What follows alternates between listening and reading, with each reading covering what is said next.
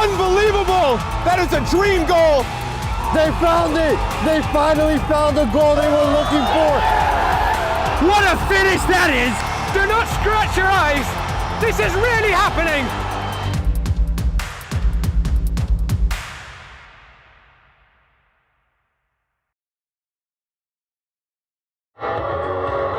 Hello everyone, welcome to the Game in Frame live stream. The wait for the 2026 NPSL season is over. Tonight we're at Mitchell Athletic Complex for American Soccer Club New York against New York Shockers. Last year the NPSL North Atlantic Conference treated us to edge of your seat drama from start to finish. Playoff qualification came down to the final moments of the regular season. Strap yourselves in folks, we expect another ride to remember in the next 2 months.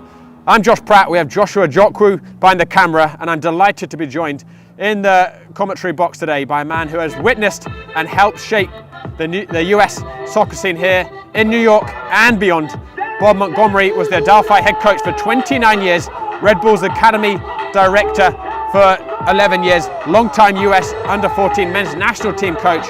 The list of Bob's contributions to US soccer goes on, but I don't think we have time for all that today. But Bob, really appreciate you being here today. How's it feel to be back at a field so steeped in history, but witnessing a new force rising in the shape of American Soccer Club? I find it very exciting for the Long Island. I mean, back in '96 we had a national championship game here with Jimmy Kilmeade, our general manager in charge of the Rough Riders. A lot of those players went on to great careers, and now we have another opportunity to help players, to showcase players, and hopefully move them on in the game where they belong. Fantastic. I should note to everyone at home, we are expecting now 6:15 kickoff instead of 6 o'clock, so that's going to give Bob and I a bit more time to discuss this opening game fixture. But Bob, I know you've been around the American Soccer Club camp these past few weeks. You've seen some training sessions, you've seen some scrimmages. One of the biggest challenges, facing both clubs today is they only get a few weeks to prepare for this season. They still have some players yet to arrive from college. But from your perspective, how does it look like things are coming together for this season kickoff? Well, my basis for comparison is last year, where we started anew. Although players knew each other from being many of the local players in the Long Island, New York area, still not all of them had played with each other in a while, and some, for several years. But they did come together, they worked hard. We finished the season, it was close, very close as you said.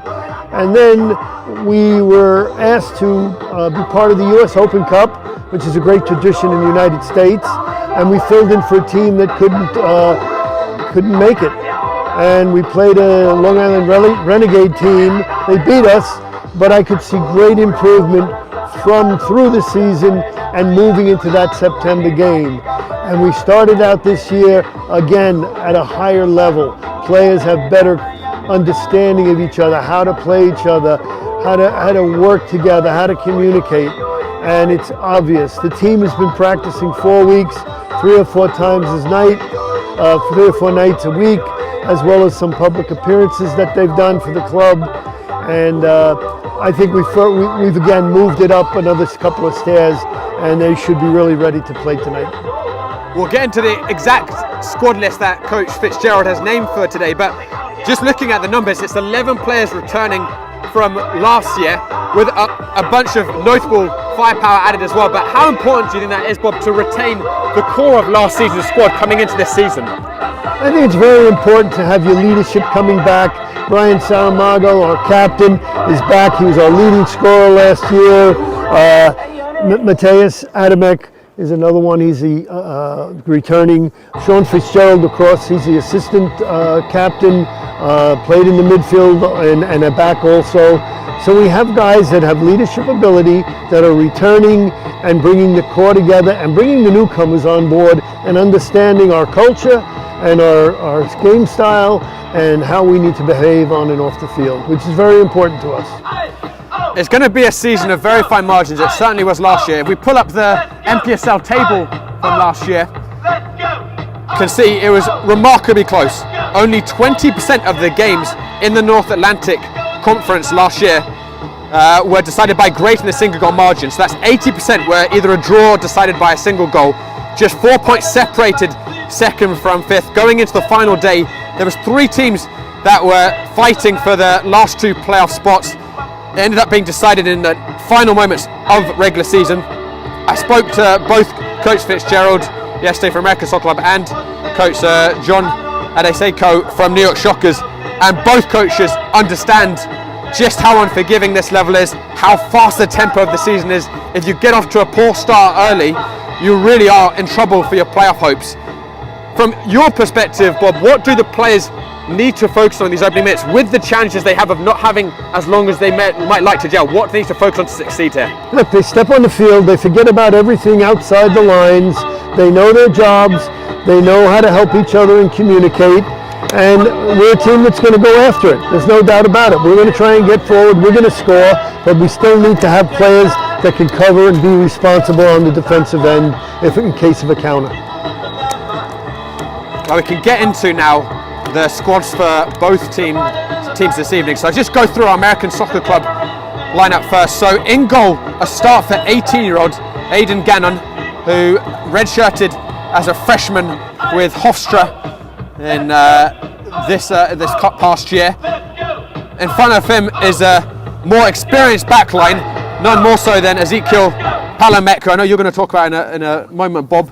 The Colombian is going to be alongside Andrew Watson, Leo Pinto playing a bit further back than he normally would, but Coach Fitzgerald spoke to me yesterday about how he really believes that Leo could add a lot back there, and so he'll be starting there. Matthias Adamak will be at right back, the captain or the co-captain for the team. So of the back four, 3 are returning. In front of them, it's going to be Sean Fitzgerald and Sebastian Goicoechea. Alan Martinez in the number 10 position. The front 3 very familiar: Aidan Colby at the right wing, Chris Morandi at the left wing, and Brian Saramago at centre forwards. Certainly looks like a strengthened 11 from last year, but also with a lot of familiarity too, right, Bob? I think they're strengthened because of their experience. They really know each other now. They get along. They work hard in practice. They work together. They respect each other. Palameki is going to be an addition. He's a mature player from Colombia. He's played at a high level there, and he's come out in the scrimmage versus Adelphi. It was great to see him really become comfortable and become a leader and start to talk and to help organize a little more. He knows the names, he understands his teammates, and he certainly understands the game. And in terms of Brian Saramago, obviously he stands out for his goal record last year in the NPSL. He was the top scorer for American Soccer Club, second top scorer in the division with 6 goals. Has a long career dating back to a very successful career at Loyola, got a pretty staggering goal tally there, played professionally in Europe. You've seen plenty of him. Bob, what dimensions does Brian bring up front other than just the goal scoring? I think that's the main thing, is that he's got such a great mentality around the goal. He's not afraid to take responsibility, to take shots. I've known Brian a long time. He spent about 4 years with us at the Red Bull Academy, and he's always looking, knowing where the opposing goalkeeper is, and not afraid to take chances. And he works awfully hard. He'll pick up second efforts. Keeper makes a save, a ball off the crossbar. He is just so focused in that attacking third, and he works as well defensively. I should give it the mention as well to the substitutes on the bench as well from American Soccer Club. So Anthony Martinez, a new signing, is the backup goalkeeper. Some reinforcements for the front line on the bench, some very notable reinforcements. Braden Brown, who's just finished a very impressive freshman year at Queen's College.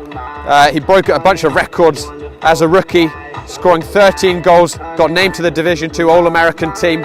Very pacey player. Harry Cook as well, another Queen's College player. I've seen plenty of him across the New York soccer scene with the Pan Cyprians and other clubs in the local area. Alan Martinez is starting now. That was a change in there, but we've also got Dylan Lopez, who's the 17-year-old, a returner, made his debut for American Soccer Club at 16 last year. Jose Mejia gives a lot of experience on the bench. Tommy Wagner, who had a habit of scoring late for American Soccer Club last year, even though he's a defender, scored 2 goals in the 89th minute or later, including a 92nd minute winner against Shockers about a year ago today, plus 2 weeks, give or take. Then got Devan Sanchez as well on that substitute bench, so plenty of note there. And then for our Shockers starting 11, you can see Shockers just coming out in the yellow tops. We're expecting for our starting 11 to have Tyner Brennan in goal. Daryl Haig, 18-year-old incoming freshman at Dartmouth College, will be centre back alongside Rude Apollon. Tom Sands was a player that I was told to really look out for on that right flank. Gives a lot going forwards. Been given a comparison to Trent Alexander-Arnold, so we'll see how those crossfield balls are. Abbas Ali on the left wing. In number 6 is going to be Mo Kaitazi. In front of him, experienced head Scarano, who is at this point 30 years old. Engine room midfield, great at breaking up attacks. Made 71 appearances at Lemoyne College. Graduated there almost a decade ago now. And then alongside him is going to be Bradley Warren, who's a very creative force. Then a front three, Jackson Lee on the right side, Yusuf Okine, who scored very early at Hofstra when these two teams met last year. He's going to be on the left wing. And this is a really big bit of news for Shockers. Filippo Bellu, who missed the entire season last year but was their top scorer in 2024 with 11 goals. That was the season that Shockers won the entire North Atlantic, made the East final. He is back in the team. Should be a prolific goal scorer from this season, and I was also informed by coach John Adiseko that he adds a really good hold-up play element as well, and that was certainly a missing element for Shockers last year. They scored just 10 goals last year, really were short of them. Perhaps Filippo is the missing ingredient they need. On the bench, they're going to have Keenan Kanik, Sam Greenberg, Rowan Slater, Godfred Basiji, and also Daryl Jeffrey. As mentioned a few minutes ago, guys, we're expecting a 6:15 p.m. kickoff. Beautiful some evening here. We're overdue some decent weather, aren't we, Bob? We are certainly, and where I live out east a little further, it was a little bit scary when I was trying to figure what I should be bringing, but it's a welcoming sign right now is that sun sticking out, and good way to start the game.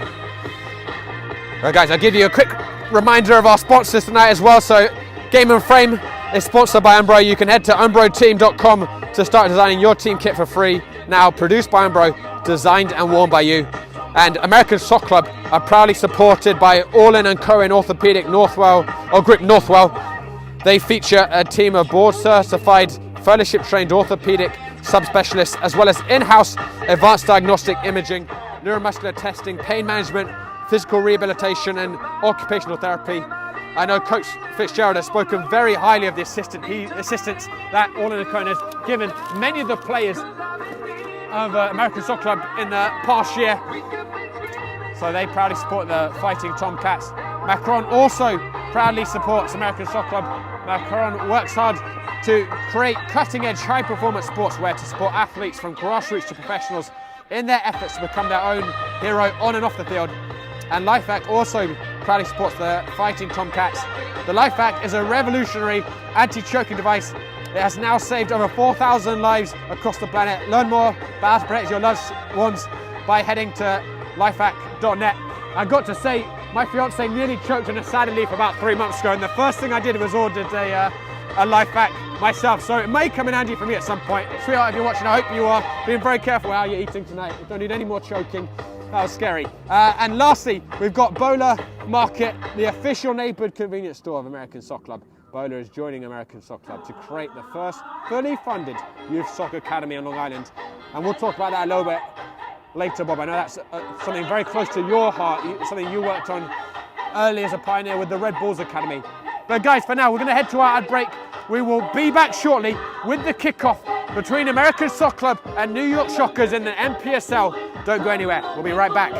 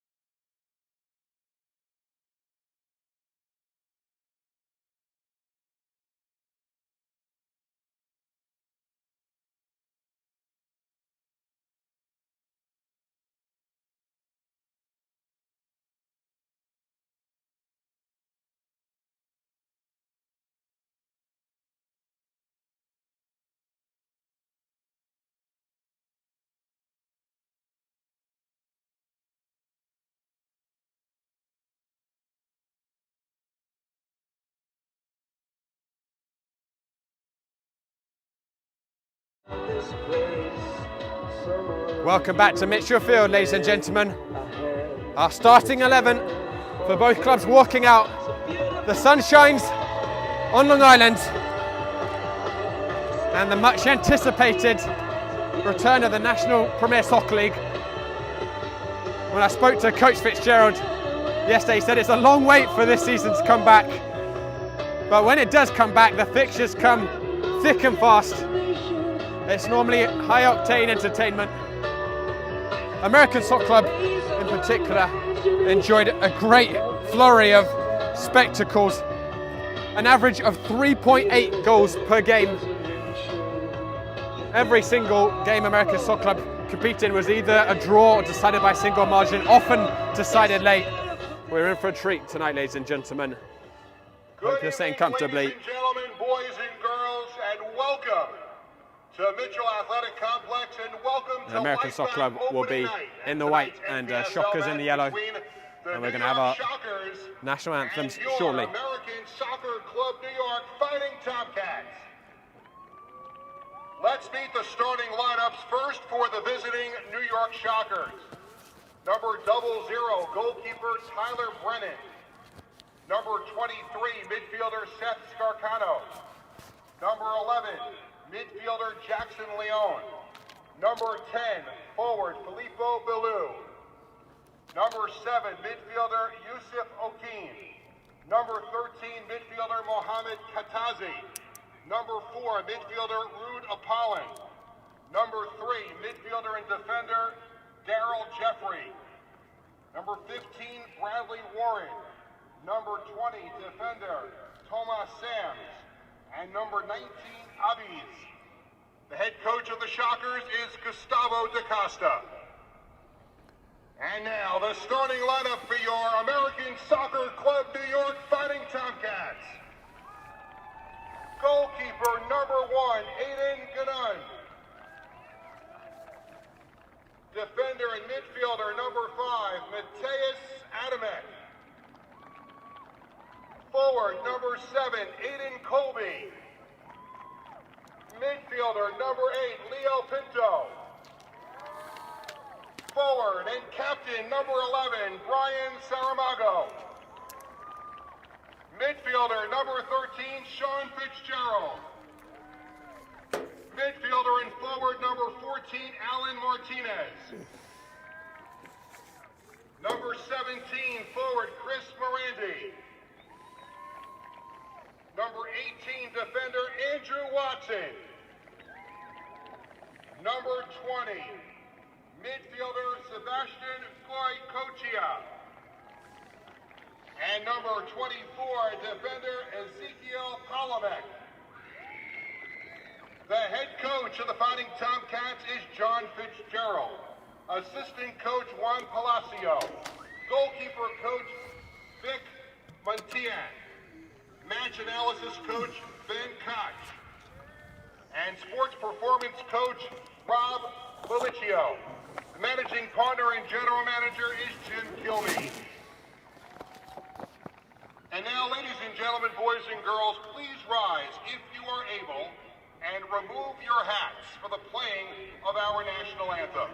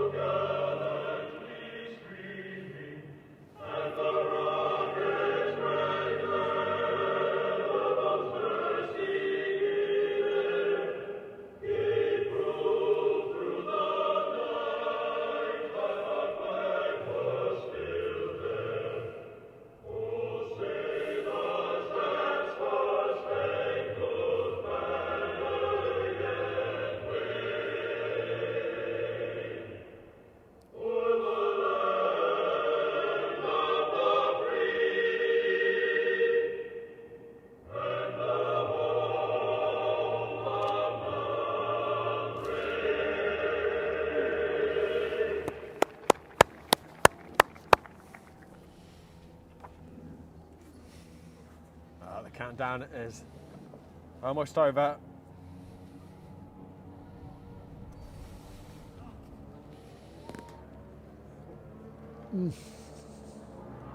It's a beautiful early May evening here in Long Island. And Bob, you've seen a lot of soccer through the years across America, but particularly in Long Island. How excited are you just to see another high quality club making Mitchell Athletic Complex its home? For me, it's very important for the players to have an opportunity to move up a level and to play in a stadium in front of people. And we're providing that platform, and I'm very excited for them. One thing, Coach Fitzgerald, I'm sure what a stress as players is starting positively tonight. It was something they struggled with early last season. First 3 games, they conceded the first goal.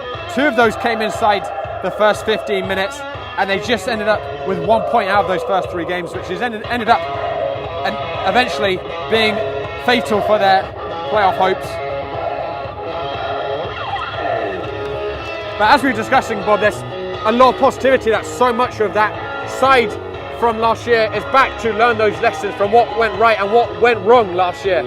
Yep, that's what mistakes are for, is to you learn from your mistakes and you grow and you become better. And I'm telling you, this group is better this year. I don't know what the rest of the league's going to look like. It's always a guessing game, but I think they're ready to play.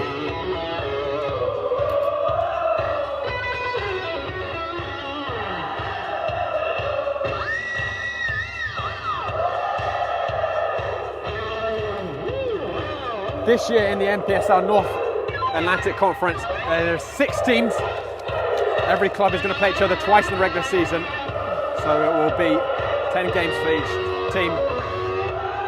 I haven't had complete confirmation, but I believe it's going to be the top 4 again who will make the playoffs like last year, so they'll go through to semi-finals.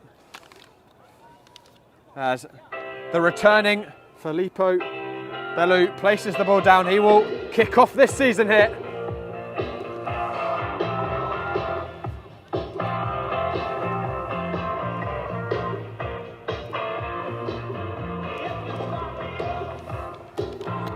Referee's just doing their final checks. I think there had to be a little bit of emergency repairs on one of the nets, which get a lot of use, to be fair, before the game. But we are off. A new NPSL season begins. Last year's North Atlantic Conference captivated from start to finish. American Soccer Club fell agonisingly short. It's just hang on a second. Shockers with an early chance, then it's straight into the clutches of Gannon. But spoke about American Soccer Club wanting to start. Well, that was a little hair raising for the first few minutes, but American Soccer Club falling agonisingly short on the final day of playoffs last year. They'll look to exercise that memory in the coming 2 months, and Shockers are striving to regain their North Atlantic Conference title that was won in 2024. They crashed out in the first round of the playoffs last year, so both teams really with a point to prove. Only 2 months to do so. Strap yourselves in, folks. Should be in for quite a ride. Saramago with a clever touch, and Morandi's cut on it on his right foot. Evasive manoeuvres by Shockers at the back. Comes on the far side to Colby. But both sides looking quite open early on defensively, aren't they, Bob? Yeah, it's wide open, feeling themselves out and sorting out who's going to be playing against who, how the matchups are. That was a lovely spin by Warren, and he finds Okine, who scored very early when these two sides met at Hofstra last year. That scoreline ended up being 1-1. In fact, both times the teams met, it was 1-1. Particularly dramatic at Hofstra. Tommy Wagner coming off the bench, scoring a 92nd minute winner. Equaliser, excuse me. How important is that first touch for every player here, Bob, just to settle those nerves that might be jangling? The first touch is important, but they also need to get used to the field a little. Every field, every turf is a little bit different, and they're all pretty excited and revved up there, so there's not a lot of time on the ball. It's going to be an early free kick here for the Shockers in a decent crossing position. Looks like Katazi will deliver it in. Everyone back for American Soccer Club other than the skipper, Brian Saramago. Palomek, a formidable physical presence in the back line for American Soccer Club. It's not the best ball in, but it's going to come to Warren on the edge. I think he might have been attempting a shot there, but didn't catch it cleanly. And it will be brought up by American Soccer Club, and they can look to break here. Here is Saramago, top scorer for American Soccer Club last season. The talisman one-on-one, cutting onto his right foot. Thought about taking the shot. He got clipped in the heels by Warren, who protested his innocence, but certainly looked like contact from here. And a shooting free kick here, certainly on the cards for American Soccer Club. Great chance, great location to hit the ball from. And that's exactly what American Soccer Club are looking for from Brian Saramago, isn't it, Bob? Immediately driving forward positive, looking to create that shooting chance. It's quite good the way he drifted out wide to receive that first ball and allow them to get out of pressure and get into the attacking half of the field. The defender didn't come with them, so he can do that more often if they don't make an adjustment. 3 standing over the free kick for American Soccer Club. Alan Martinez. Oh, it looks like Palomek has walked away, so it's Alan Martinez and Sebastian Goycochea over it, left footer or right footer. Brennan has 5 in his wall, and American Soccer Club are throwing some bodies in there as well to disrupt. Certainly a tall wall to try and lift it over and then dip back under the crossbar.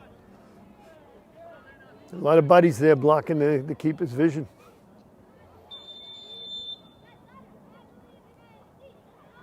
It'll be Alan Martinez who got it over the wall. I think it was through that gap you were talking about there that was leaving Brennan missighted there, Bob, due to the American Soccer Club players' positioning. That was a smart save. Yeah, it was a good strike.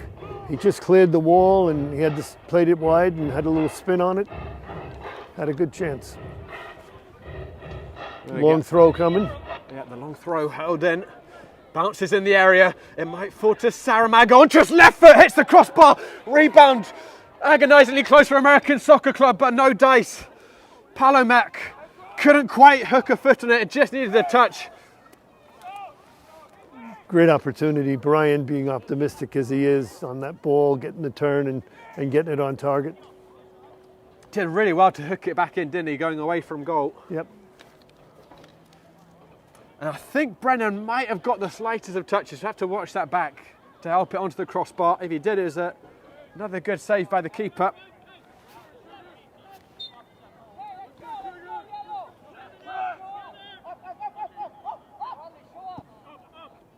Just having a quick visual scan of all the players on the pitch. I think it is the Colombian Ezequiel Palomek who's the biggest man on the pitch today, and he caused a lot of disruption in that long throw, and that will probably be some concern for Shockers early on as well, won't it, Bob? Yeah, very strong player. Physically strong.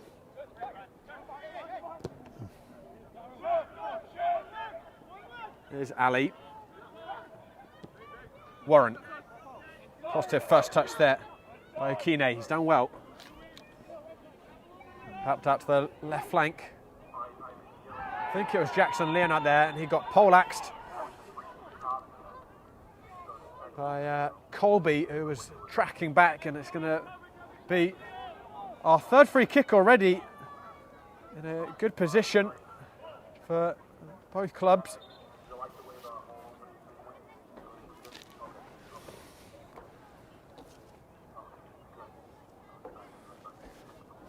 Fast tempo start here, hasn't it, Bob? Oh yeah, it did start quick. Who was it that went down there? I think it might have been Jackson Leon. Just get a look, actually, he's coming back onto his feet.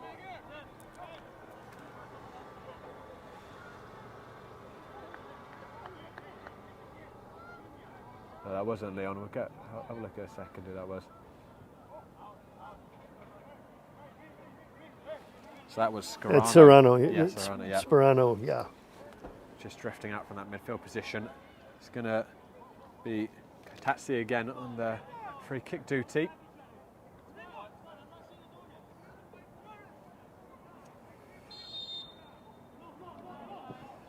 Drifted in, that's a much better ball that time from Katazi and Saramago once again looking to start the break. Warren tracking back, tussling with Goycochea, who's won that 50-50.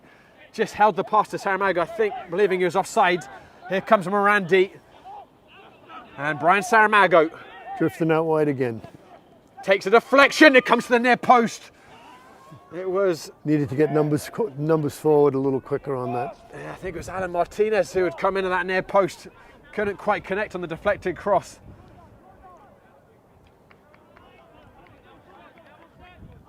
Well, judging by these first 8 or so minutes, we're in for an entertaining evening. Goalkeepers have been busy in the early minutes. Certainly have. It's good for them to get a touch though, so. Bellew dispossessed.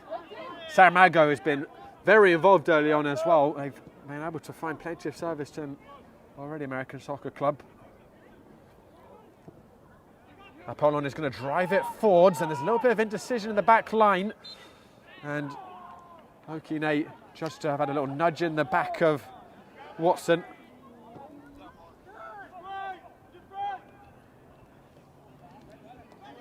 Chris Morandi, another of the returners from last year for American Soccer Club, got 1 goal in that season.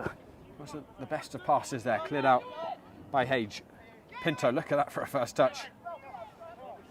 So Pinto, very fascinating, Bob, with Coach Fitzgerald's decision to play him deeper, because last year he was either in the front three or in the midfield. He was a midfielder last year a lot of the time, and yeah, but they like him as an attacking player out of the back. He can contribute getting forward. Good interchange by the Shockers. Jackson Leon. Warren. The run for Tom Sands, who looked first time, and that wasn't a bad ball at all. No one had really gambled in the middle. That was a good ball. First time played out wide, and he first timed it across.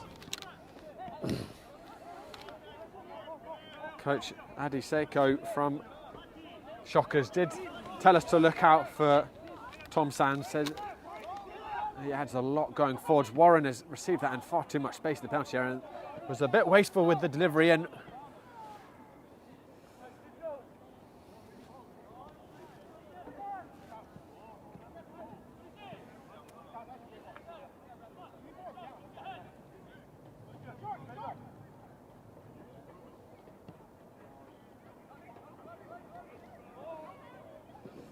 driven up by Palomek. Again, good layer. Saramago had the right idea, just couldn't quite connect it to Goycochea. So arguably the biggest signing the American Soccer Club has made between the seasons was the former pro, the Colombian Ezequiel Palomek, very experienced, 33 years old. And I know Coach Fitzgerald was looking to shore up the back line. Didn't keep a clean sheet last year, American Soccer Club. Conceded 2 goals a game. How much do you think that helps in that back line to have someone who's played at such a high level, Bob, and also so many years of experience? Yeah, no doubt about it, you know. And he's just come around. Sorry, there goes Saramago. Sorry to interrupt. Yeah, go on. They come around. You could see in the scrimmage the other day how he's comfortable back there and knows his teammates and has leadership qualities that will grow. Here is Palomek, reading the space well, and talking about maximum experience. There's also a very young head in between the sticks tonight. What an evening for Aidan Gannon, 18 years old. He's just finished his first season with Hofstra. That's a useful looking ball towards. It's a good idea. Probably, yeah, certainly. Overhit a bit. Yep.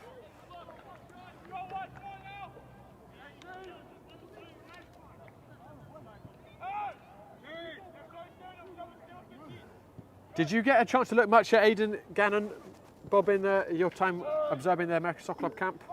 No, not really, I would say. You know, the keepers split a lot of time in their drills and everything, so I didn't.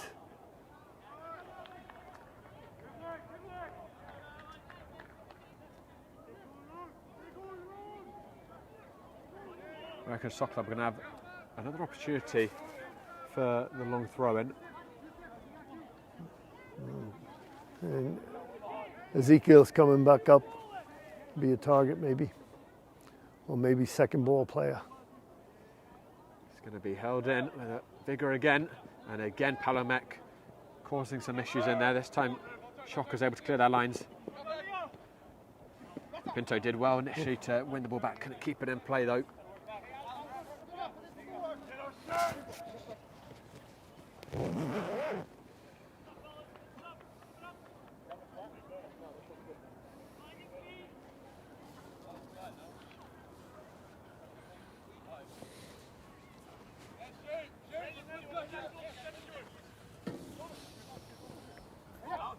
Sean Fitzgerald knocking it up. Out for another throw in.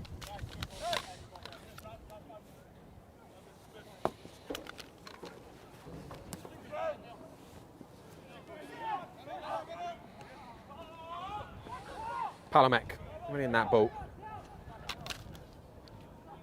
Koikachia unable to hold on to it under quite a lot of pressure in the middle by Leon.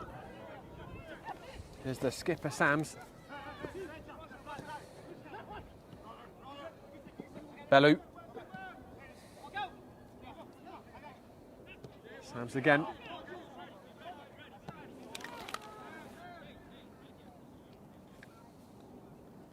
Apollon. Ali. Clever reverse ball by Apollon, and here's another one of the teenagers on the field today, Daryl Hage. The incoming Dartmouth freshman. It's wonderful. Diagonal ball by him, just wasn't brought down adequately. Hit by, might have been Bellew there.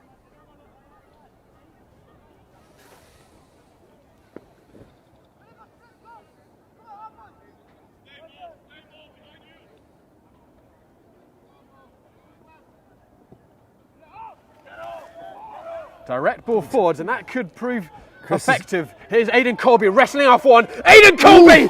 Just over the crossbar. It hit the American football stretch behind. Aidan Colby, who's had a relatively quiet start to the game, exploding into life, bullying his way into the 6-yard box and just over the crossbar. The second ball into the crossbar that we've had. It showed what a bullish athlete he is there, Colby. He scored 3 goals last season for American Soccer Club, and he nearly created that opportunity all by himself.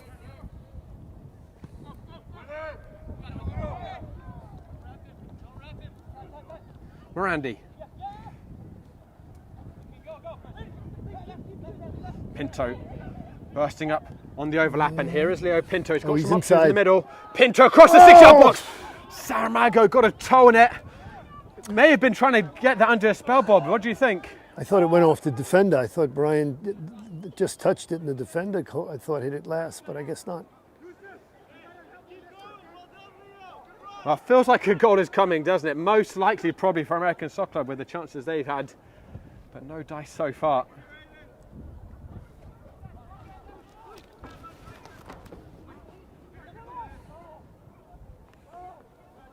That's a clever flick. Koikachia keeps it in. Hage able to partially clear it, and Katazi will help bring it out, but Shockers unable to fully escape the press. It'll be a throw-in once again for American Soccer Club on that far side.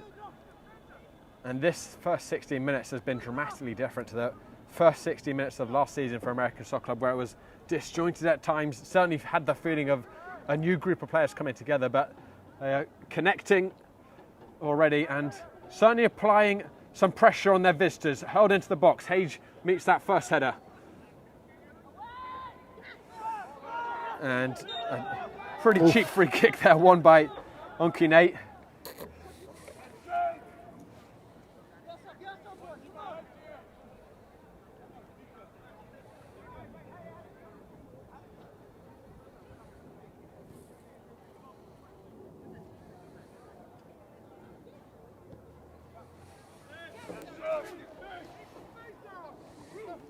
Hage draws it towards Sams, and Sams is going to get that. Bellew. So good recovery by Pinto, but at the expense of a corner kick for Shockers, their first of the evening.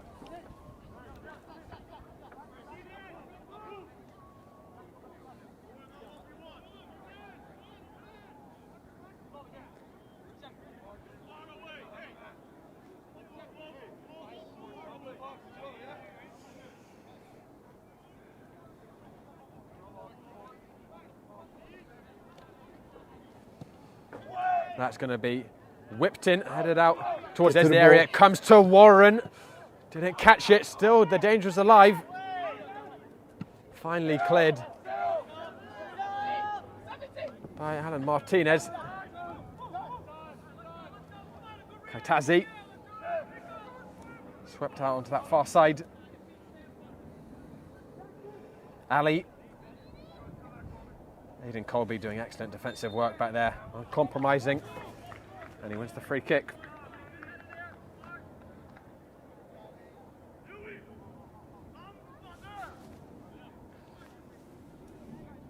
Excuse me, it was actually Tom Sams who'd come all the way to that left back position from the right back side.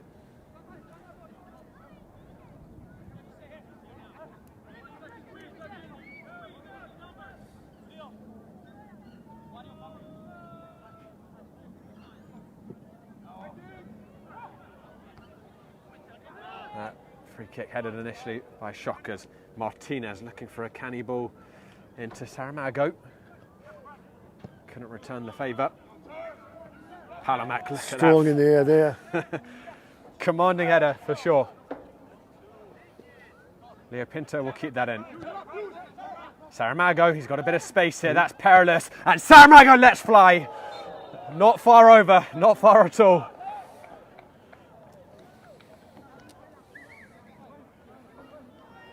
You do wonder, Bob, given the amount of space Shockers gave Saramago there, they've entirely done their homework on the threat he poses. But he's gotten the ball in unmarked several times, and he's been allowed to get chances. I think you'd know to mark a guy like him out a little better. He's in full flow, Saramago. Here's Fitzgerald. Couldn't quite get the lift on the switch ball.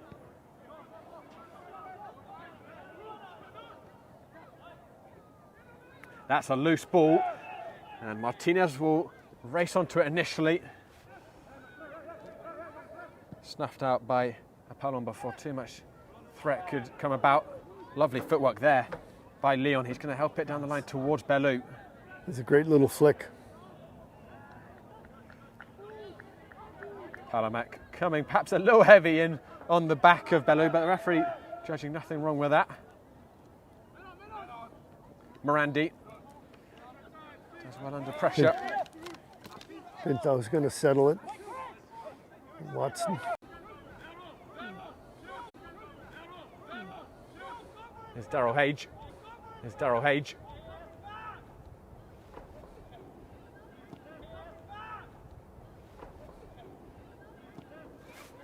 So sorry guys, I know we're just down for a little bit. We're relying on cellular service out here in Long Island.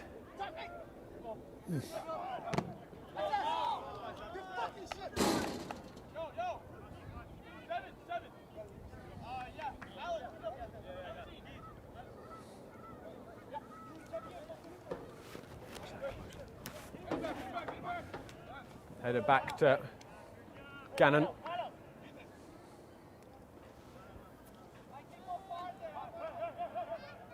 Okay.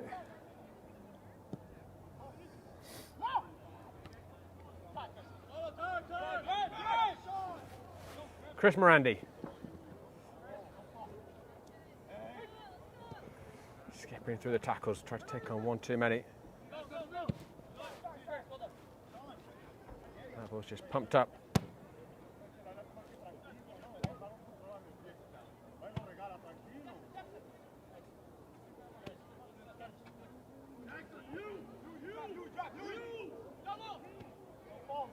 Saramago looking for the foul, not forthcoming from the referee. Okine and Warren.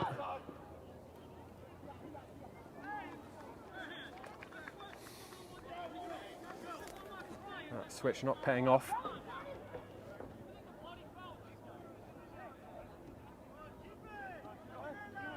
Palomek.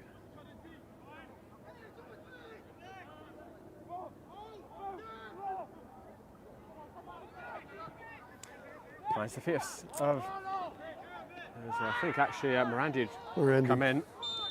Saramago dropped a little deeper. Kotadze is down in a heap. Might have got a foot on the shin there.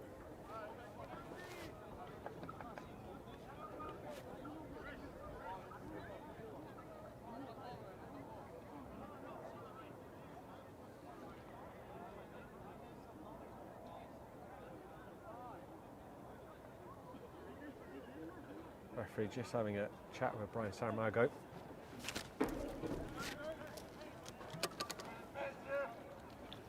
Right, stay tuned. At half time, we're going to have our Goal of the Month competition for April. 17 goals on the shortlist. Brilliant array of strikes. We'll be showing that at half time, courtesy of Salt Athletic.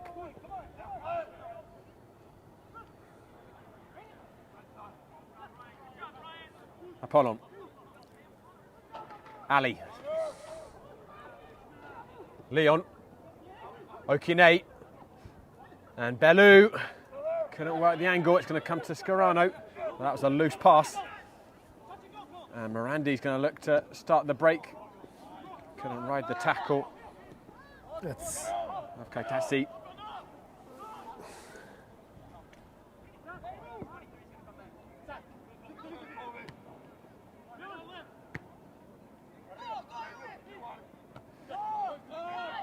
Pinto with that head, a little bit of miscommunication between him and Watson. They went for the same ball. It's a physical battle in the centre of the park. Shockers winning it this time, and that's lovely sweeping football. Here comes Warren coming into the area. 3 options with him. And the attack contained temporarily by Sean Fitzgerald. Corner kick once again for the Shockers.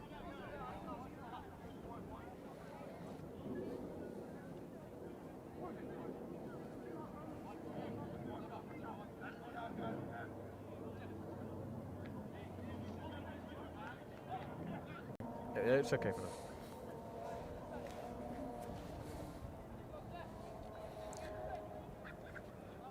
So sorry guys, looks like we lost connection again.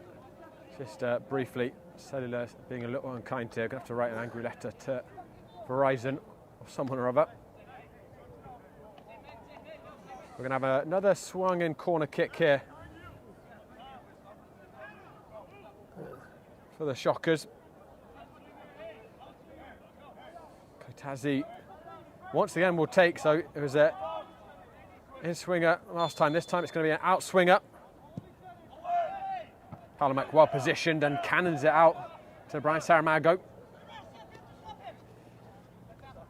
Saramago couldn't thread his way down that thin channel. Come on, get tighter on that.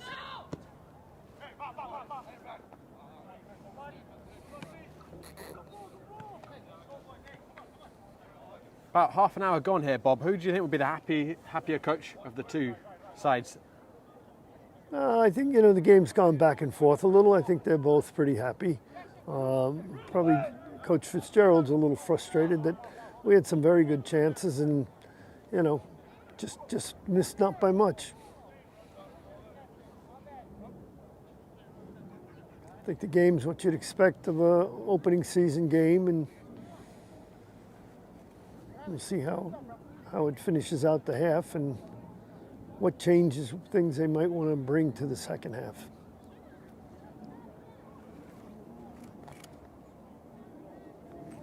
Let's go Kachia down.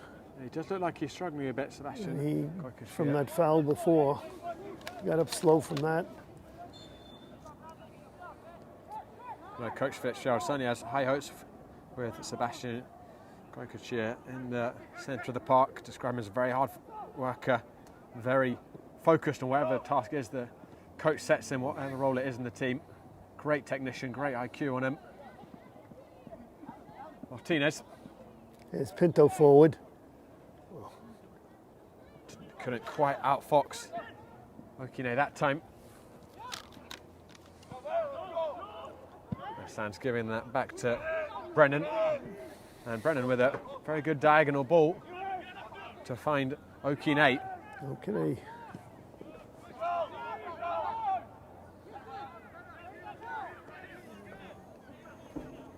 Abasali. Lots of options for Shockers in the middle. Jackson Leon. And Warren. Clever footwork by him. He's going to fall towards Bellew. Palamek watching him closely. Warren wants to get on the edge of the area. Crunching tackle by Andrew Watson. Thrown for the visitors, who've probably had the better of the last 5 or so minutes.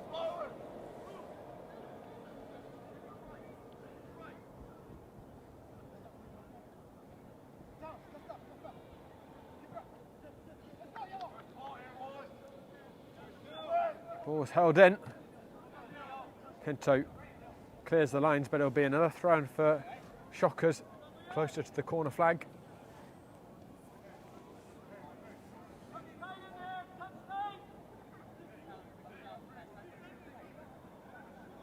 It's on the field again. Holds it in. Palamek must be approaching double digits for headers one already.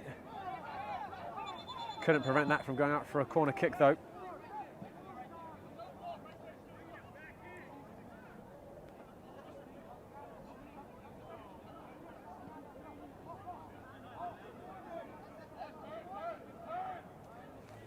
Shockers a little unhappy. Palamek kicked the ball up and away once they'd gone out.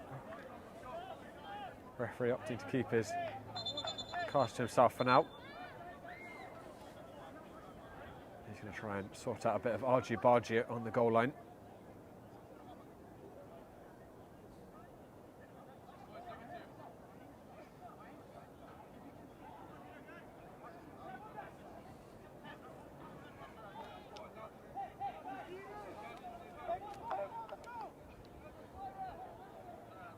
Kaitazi again will take.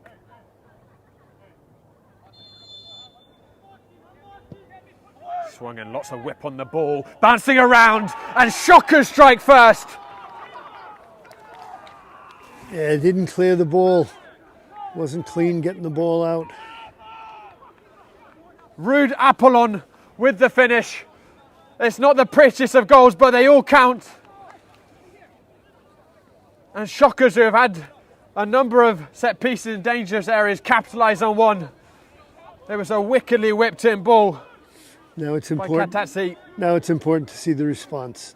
How's the team going to respond? Down a goal. They've done plenty good in the half. Just get at it.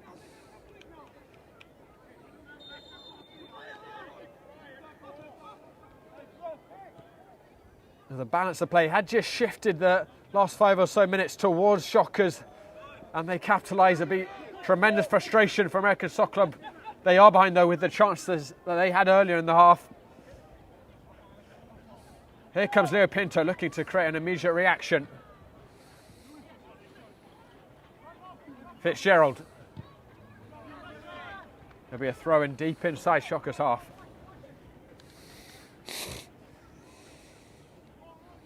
Well, the positive for American Soccer Club is they're no strangers to coming back from behind. Last season, they came back from losing positions 8 times to bring it level. Ball is held in by Watson. And hat clear by Ali. Helped on by Jackson Leon.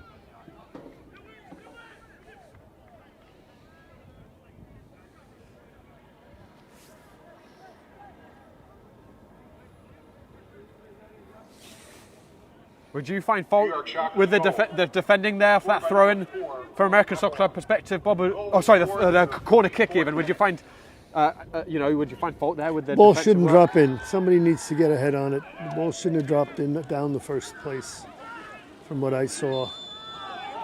Be very interested in watching that replay. Kaitazi is picking up the battle scars early this season. He's on the deck again.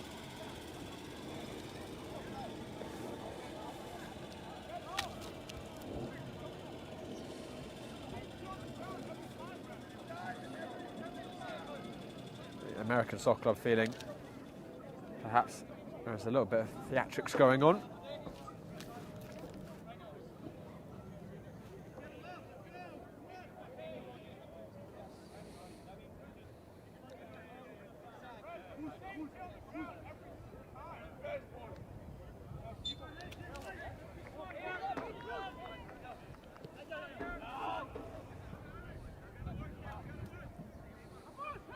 Ali.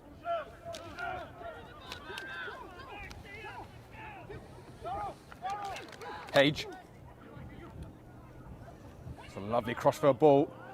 Jackson Leon didn't connect as he tried to square it across the 6-yard box.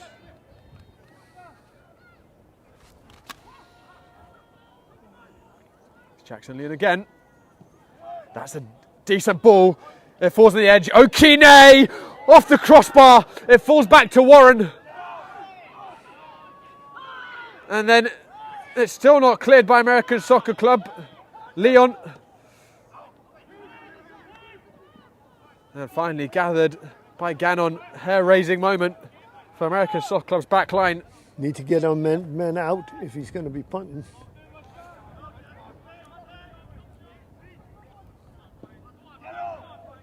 German enforcer Brian Saramago, who saw a lot of the ball in the first 25 minutes, has seen less of it as of late.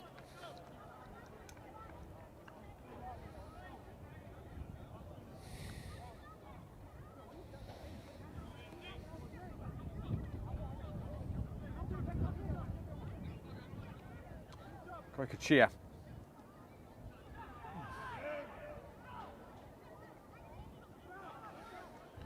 One back on that far side by Colby, who's twisting and turning. Couldn't get between the yellow shirts. Leon lost his footing. Colby will get another crack at it. Shoulder to shoulder with Warren. Don't foul, don't foul. Colby able to keep it in. All right. But Ali cannons that. Step up, trap him in. Off of the shins of Matthias Adamak.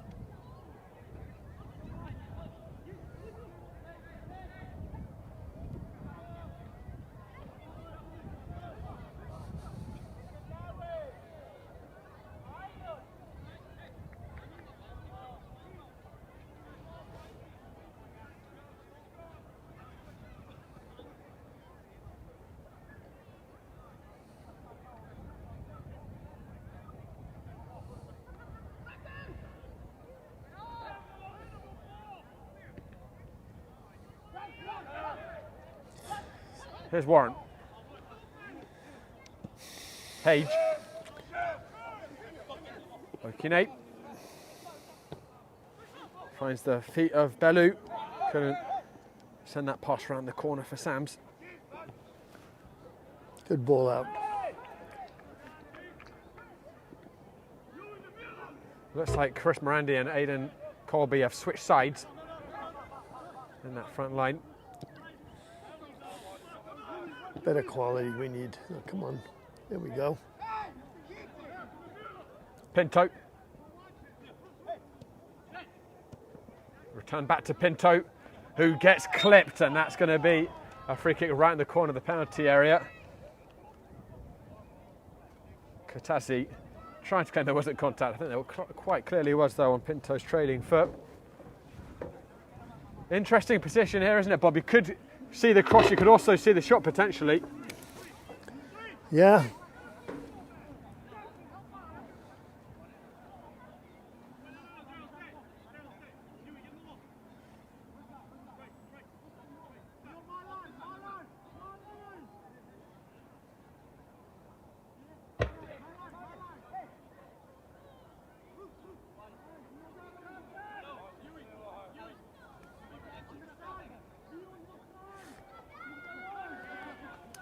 Kachia and Alan Martinez plotting over the ball.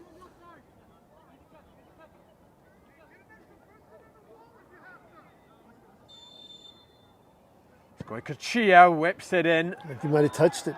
I would have liked to seen a little touch to Martinez, because the way they were dropped off so far, the three men were really holding the wall tight, and Martinez was standing there like, I'm not going to do anything, and you know, the little disguise there. Would have had a good chip, open shot right through the goal with just a short touch. Tyler Brennan wasn't exactly sure who was coming in behind him and which side of his post it was going, so he did get a touch. Yeah, played it safe. As we approach the final 3 minutes of this first half, American Soccer Club looking for the equaliser, and they have the corner kick. And Martinez drives that in, headed out by Hage. Goycochea. Alan Martinez again. Driven low this time.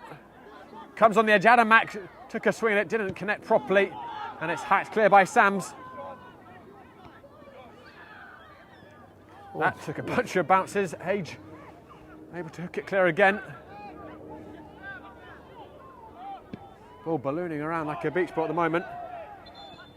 And we have Warren down to the ground. You might have got hit in the head on that. The referee rightfully doing the pause there just to check he's okay. Well, guys, I'll remind you what we've got coming up on Game of Frame tomorrow. Super Sunday in the American Premier Soccer League. We've got Nyack against Richmond County at 12:15 p.m. Newark International against Laos at 2 p.m. Central Park Rangers against Vistula. That season approaching its end, and that CPR vs Vistula game is a true relegation six-pointer. And we're also going to have UPSL action between Union County Football Soccer Club and Bulldogs at 7:30 p.m. All that exclusively on Game of Frame's YouTube channel. Those are 4 of 18 games we have this weekend across Philadelphia, New Jersey and New York. Warren is going to be walked off here. Coach Fitzgerald just taking that pause as an opportunity to get a little huddle with his players. Gave some instructions there to Chris Morandi.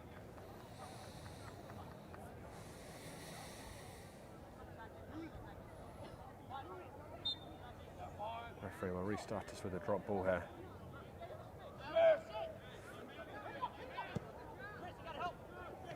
Pinto. Does well to keep it in. Saramago holds off Hage. Martinez tries to reverse it back into Saramago. Hage recovered. Goycochea. Colby. A wall of yellow in front of Colby. Opts for Brian Saramago. And then there was contact off the ball. Don't know if you saw that, Bob. I didn't properly get a look at it, but it was between Kaitazi and Colby. Yeah, not sure who initiated that. Well, whether it was just the two of them catching feet colliding. American Soccer Club will settle for the corner. Was it massive appeals for a penalty, to be fair, from them.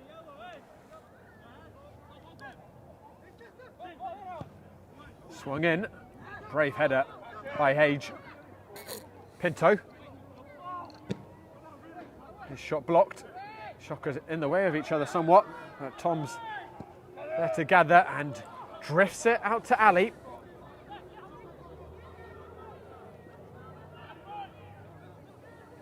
Bellew. Your attention, please. Switched The it fourth to official on the sideline has Okine. indicated there'll be a minimum of 2 minutes of stoppage time added to the first half. 2 minutes of stoppage time is the number. Apollon's goal in the 35th minute, scrambled in off a corner, separates the sides. American Soccer Club will certainly be disappointed they don't have a goal to their name. Some of the chances they had. The woodwork's been hit at either end.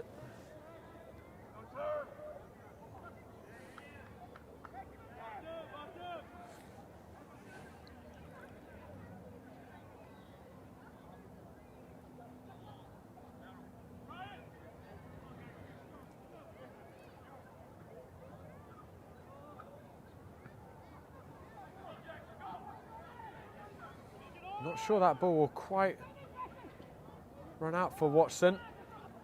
Turn the end for a throw-in.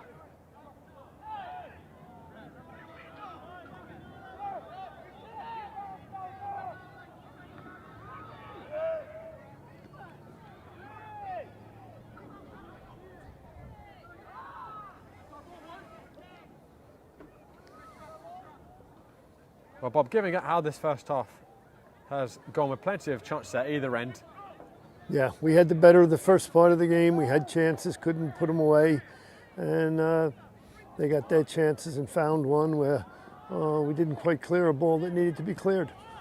What would your team talk be if you were Coach Fitzgerald at halftime?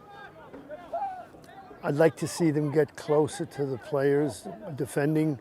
I think we're arriving, player receives the ball and we arrive late. I'd like to see when we're playing a long ball that we get some better support closer to Brian.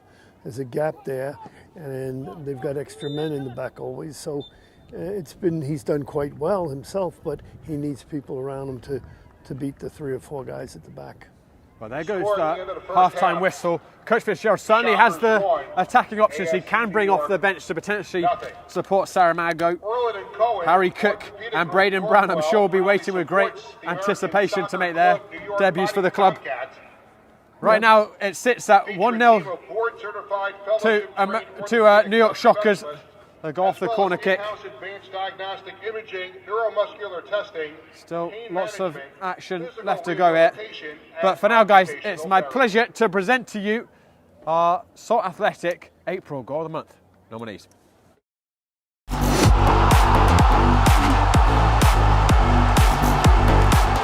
well, Diablo Nado, who's got some space, catch it well! It's a sublime equaliser for the Pan Cyprians. It dipped and it swerved, and it wheeled into the back of the net. It's a free kick for Tigres. And he tries to put it on target, and he does with a beautiful, nearly masterful acrobatic effort. Left, Harrison, will he go for the shot of the pass? Stanic, turned, Harrison, faking still, Harrison from a tight angle! Oh, it's just inside the far post! Rijon Harrison, a brace and a tie game for Ozarks is 2-2. They may have pulled back a draw. Waring, looking for Spompanato. Strauss Figueroa! What a bolt! Quincy Strauss Figueroa with a rocket!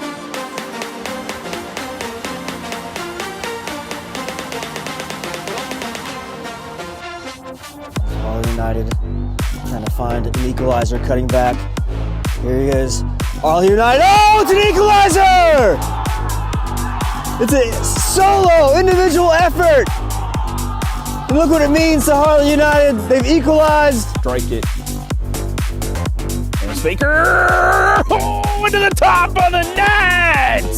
Bam, Spaker! The goal. Wow. Future. Dancing, shooting. What a great goal. Set herself up on the dribble and goes over the gloves of Hamilton. That's her second already.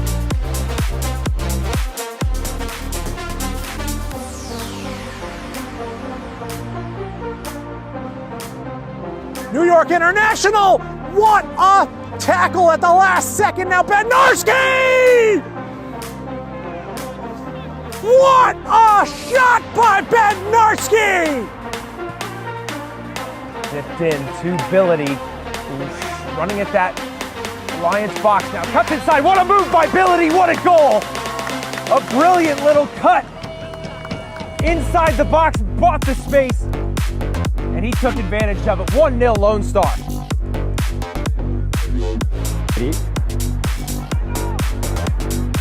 Captain lines up his right foot, unbelievably lashed in. What a goal from the captain. He has put his foot through that magically. A golden moment for Greater Long Beach. Can't quite retain possession. Here's Adamenge, and he'll send a long through ball. That's an excellent through ball to Koutner. We'll see what he can do. Driving down the right wing, cuts inside, cuts back outside. Is there a finish at the end of it? And that's a fantastic goal by Christoph Koutner. Spun his defender inside and out, and a clinical finish at the end of it.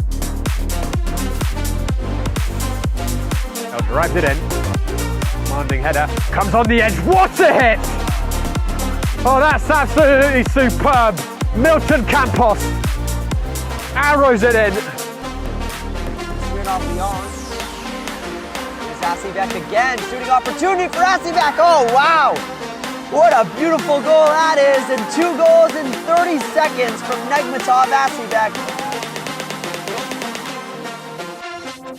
No need to rush the play.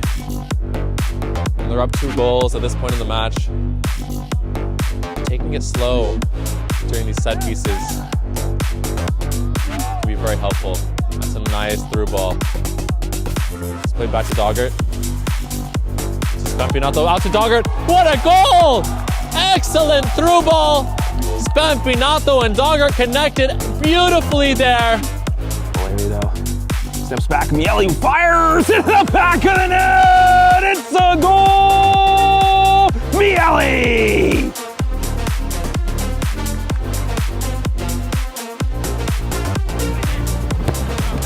Stanovic off the backside of the head of the retreating fullback. Mamadou Diombera onto his right foot. Mamadou Diombera! That is mesmeric for Mamadou Diombera. He has speared that in with great wonder. Unbelievable work from Diombera. His finish beating Sella. Now Richie, take them all on. So Richie, oh! Oh, Richie! It's a hat trick for the number 17.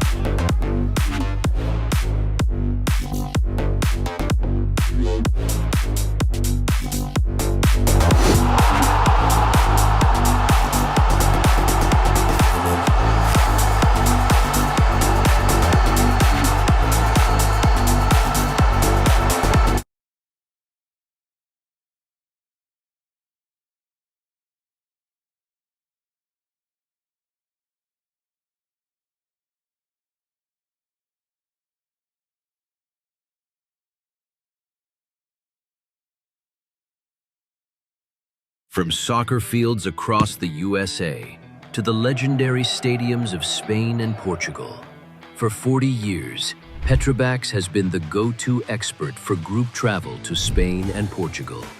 We organize soccer group trips from start to finish, flights, hotels, transportation, and guided tours, all perfectly coordinated by our experienced team. Your trip can include attending La Liga and Portuguese Primeira Liga games, matches against local teams, pro training sessions, and even tournaments. As true experts in Spain and Portugal, we'll ensure you also experience the rich history, vibrant culture, and incredible food these countries are famous for. Celebrating 40 years of crafting unforgettable journeys to Spain and Portugal. Petrobax, your team, your passion, your trip to Spain and Portugal starts here. My name is Austin Brummett. I'm a men's soccer player at San Diego State University and I play forward. The Salt Air Case helps block odor from my cleats when I'm driving in my car or when I'm keeping my cleats inside my house so I don't have to worry about it stinking up my room. It helps me keep track of my cleats and my shin guards so I know that they're together and I don't have to worry about tracking them down or losing them or stressing out about where they are. I would definitely rock this, walking to the games, walking around to my trainings. And it's super helpful for travel. When I travel in the airport to go to away games, it's not going to stink up my backpack or stink up the plane where I'm sitting. Magnetic strip on the top is super easy to open to take my cleats out and to put my cleats back in. I think it's an essential part of my outfit for soccer and it helps keep all my stuff organized and stink-free.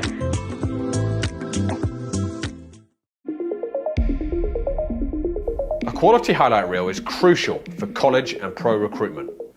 A lot of services offer generic solutions, but at Game & Frame we know every player is unique and needs a personalised approach to win over coaches. Our process is simple. We work with any footage, and if you need help finding your best plays, we'll review games for you. Once we've finished, you'll have a reel you can upload to any recruitment platform. We've helped hundreds of players get the attention they deserve, including placements in Division 1 programs. Scan the QR code or email us for a free consultation and start the journey to maximize your recruitment potential.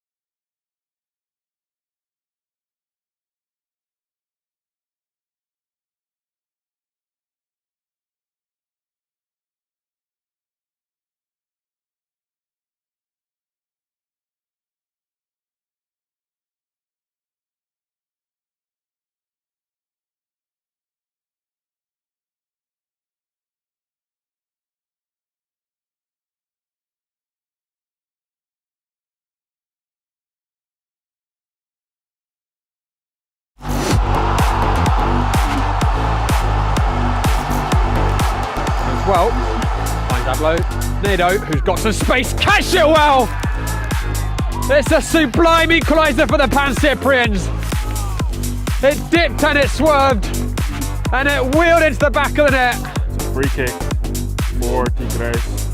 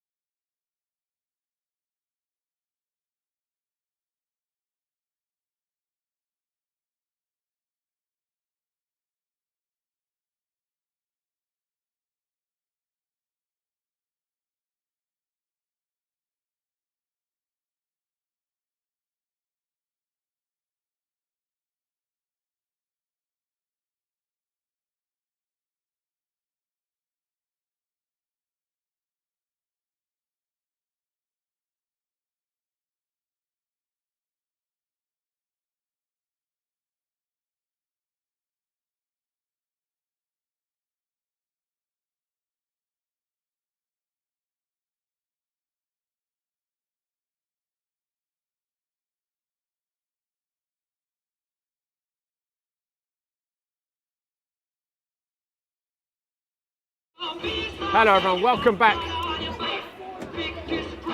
to Mitchell Field Athletic Complex. Brian Saramago is going to kick off this second half. American Soccer Club perhaps feeling themselves a shade unfortunate to be down in that first half, given some of the chances they had. They've made a triple substitution. Bob and I just trying to get our bearings exactly what has switched, but Jose Mejia has come on. It looks like he's in the midfield trio. I think he's replaced Alan Martinez.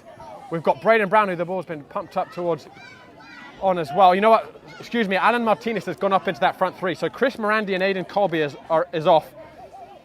And Alan Martinez has gone to the left wing. Braden Brown is now on the right wing. And just try and get our bearings to set with who it is Mejia has replaced. Brian Saramago looking to get on the end of that. Braden Brown saying towards Sean Fitzgerald, and Alan Martinez coming back from an offside position. Looked very tight that.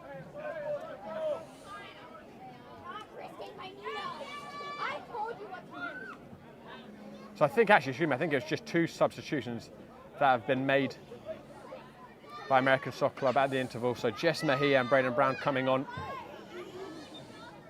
Aidan Colby and Chris Morandi making way. Shockers unchanged coming into the second half. We have just changed sides, guys, because we were looking a little bit anxiously at the sunset on the far side. Looked like it might make it hard to see the goal that American Soccer Club is shooting into this half.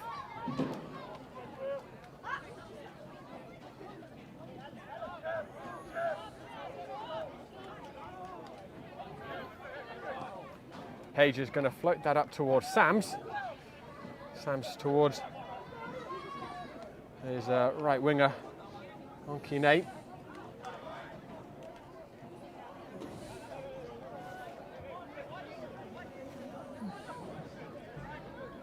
Watson. 6.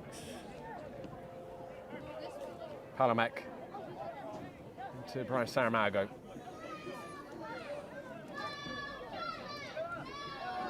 Giocochia.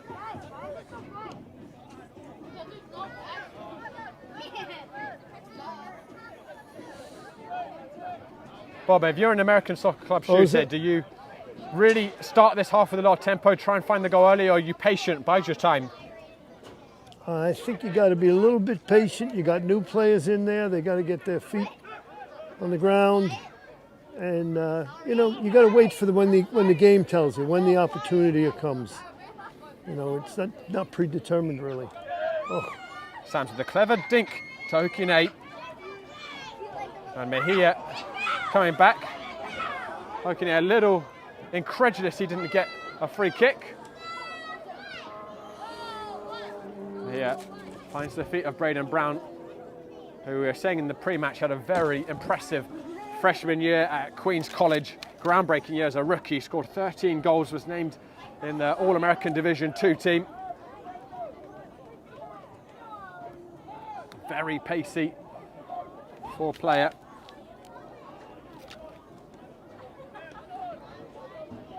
Coach Fitzgerald has Harry Cook, another Queen's College product, to call off the bench as well. It's Jackson Leon.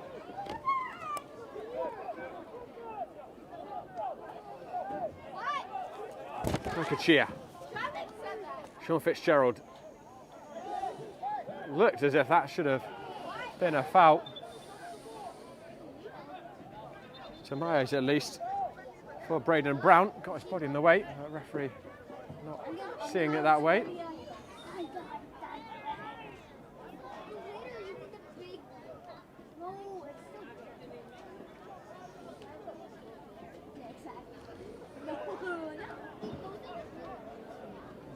There's Braden Brown. His first foray forwards. Got past his first man, Kaitasi, with ease, but couldn't get past the second. Giocochia, who has been ticking away in the centre of the park so far. Giocochia, he's found Leo Pinto, he's got a bit of space here. Pinto He was searching for Saramago, who was ghosting into the penalty area. It was cut out at the near post by Sam's. Corner kick early in this half for American Soccer Club.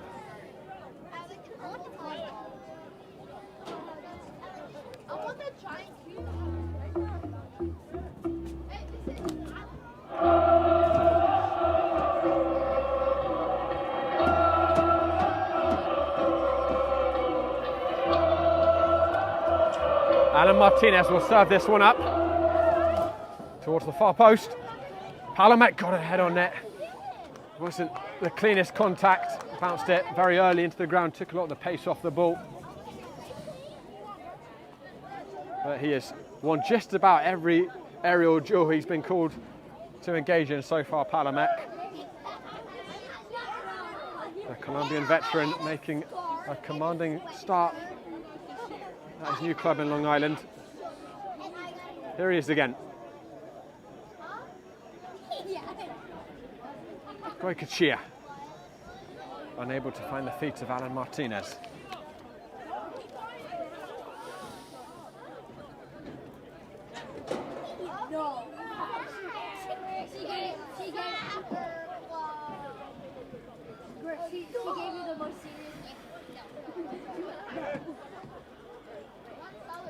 Goycochea again. Palomet. Mejia can turn. Deschardus looking for Saramago early. Well, Bob, Saramago saw a lot of the ball in the first 25 minutes, didn't he? But Shockers have kept him relatively quiet since then. Yeah, they're clamping down on him a bit, making sure they get a second player around. So.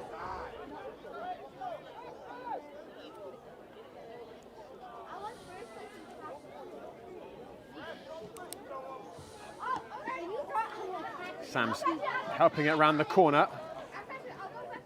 Watson with the header. Pinto. Lovely good spin turn by Leo Pinto. And Saramago's making moves down the channel. Alan Martinez racing up to join him. Braden Brown's at the far post. It's Brian Saramago. Oh, he just couldn't get that ball out from under his feet as he entered the penalty area. That pass might have been on at the far post of Braden Brown.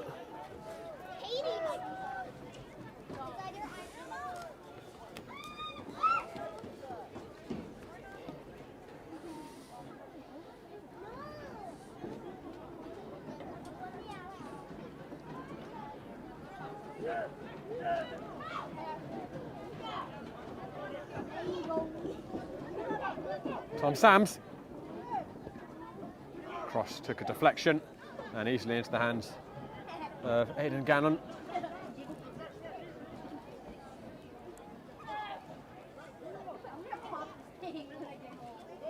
Jose Mejia in the midfield is settling things down a little.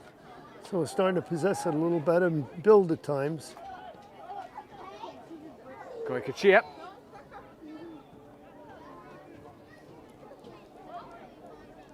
Adamak.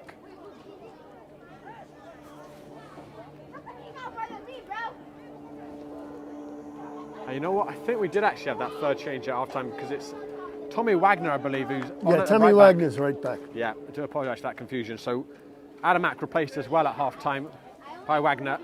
Here's Goycochea. Tommy Wagner, don't forget, scored the 92nd minute equaliser against Shockers about a year ago. There's the first yellow card issued to Mejia. Not much warning there, but to be fair, it was quite a clumsy tackle on Warren.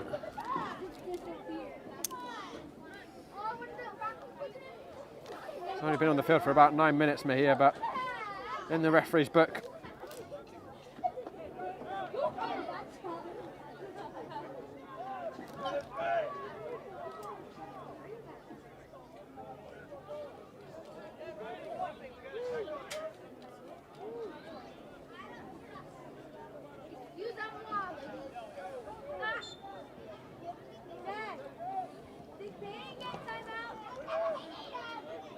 Crossfield ball and Wagner Your attention, please. and Brennan Brown getting in the way of each other.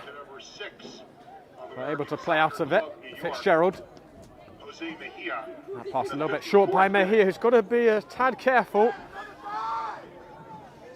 And that's certainly something that yellow card is something that you would imagine Shocker's going to try and play on now, isn't it, Bob? Yeah. Probably play it up a bit.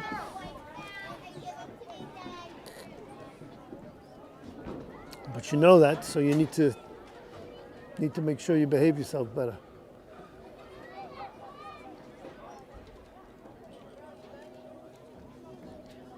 Poland, the goal scorer, will take this free kick.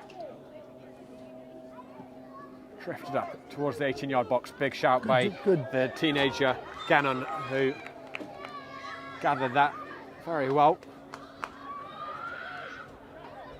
It's looked assured between the posts so far. Gannon, nothing he could have done about the goal. Point blank finish.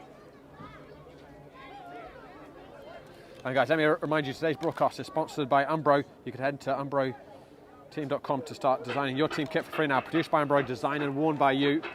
And All in Cohen Orthopedic Group proudly support the Fighting Tomcats. They feature a team of board-certified, fellowship-trained orthopedic subspecialists, as well as in-house advanced diagnostic imaging, neuromuscular testing, pain management, physical rehabilitation, and occupational therapy. Macron also proudly supports American Soccer Club. They work hard to create cutting-edge, high-performance sports to support athletes, and LifeHack also proudly supports American Soccer Club. They've made a revolutionary anti-choking device that has saved thousands and thousands of lives across the planet. And Bola Market, a recent addition, very exciting one for American Soccer Club. They are the neighbourhood convenience store, American Soccer Club. So just hang on a second here. Here comes Brian Saramago. He's got some friends up with him. Brian Saramago, perhaps a foot wide. Probably Brennan had it covered, but he wasn't 100% sure. Brennan didn't look too happy with himself on that play. I'm not sure if he was sure it was going wide or not.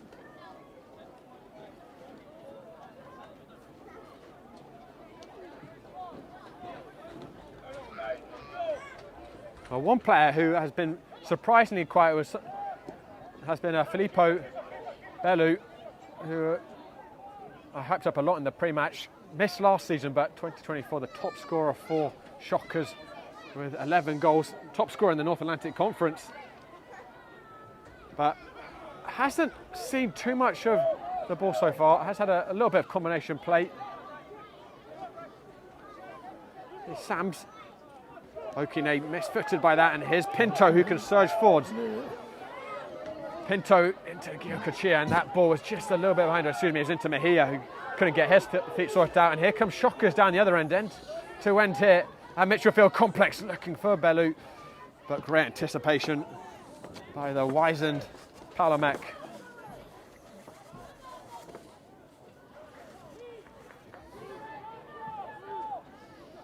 Page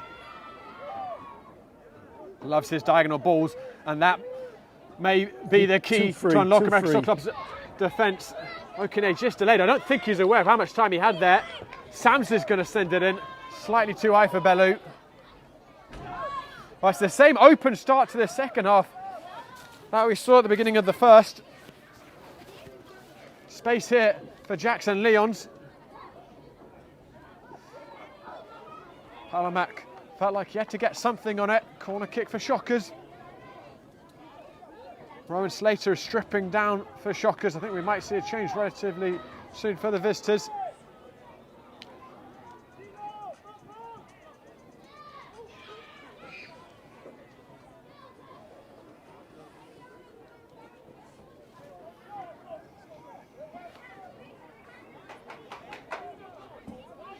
Corner is taken short. Dink towards the far post. Okine was back there. Slightly too high for him. Well, that was Hajian, excuse me. Good spin and clearance by Giocochia. Shockers retain possession. Poked forwards to Bellu. Ali. Leon. Cuts onto his right. It's Jackson Leon, hit his own body, and Bellu with an acrobatic effort got it all wrong.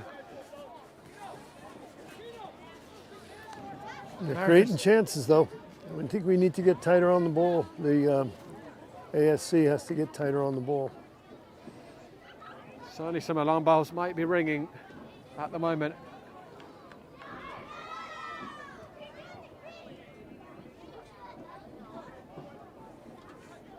first 15 minutes of the half of race fight.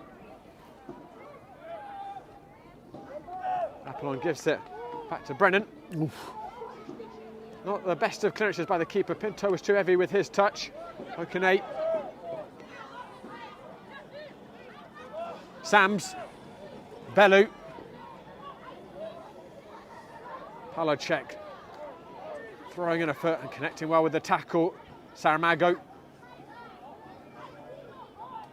Forced backwards, but able to keep the ball. Does well in the end, the skipper. Here's Leo Pinto. Martinez. Got caught late there, and there's going to be a second yellow card of the night for Warren, who drew the first. I don't think he can have any complaints either. That was late. They certainly caught Martinez.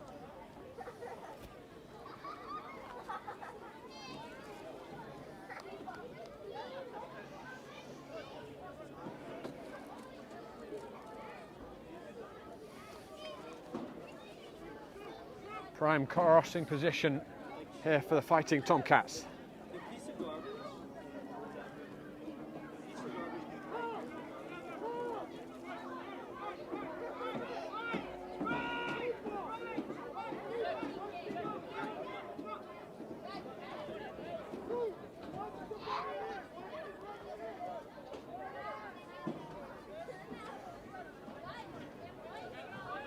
Martinez stands over it.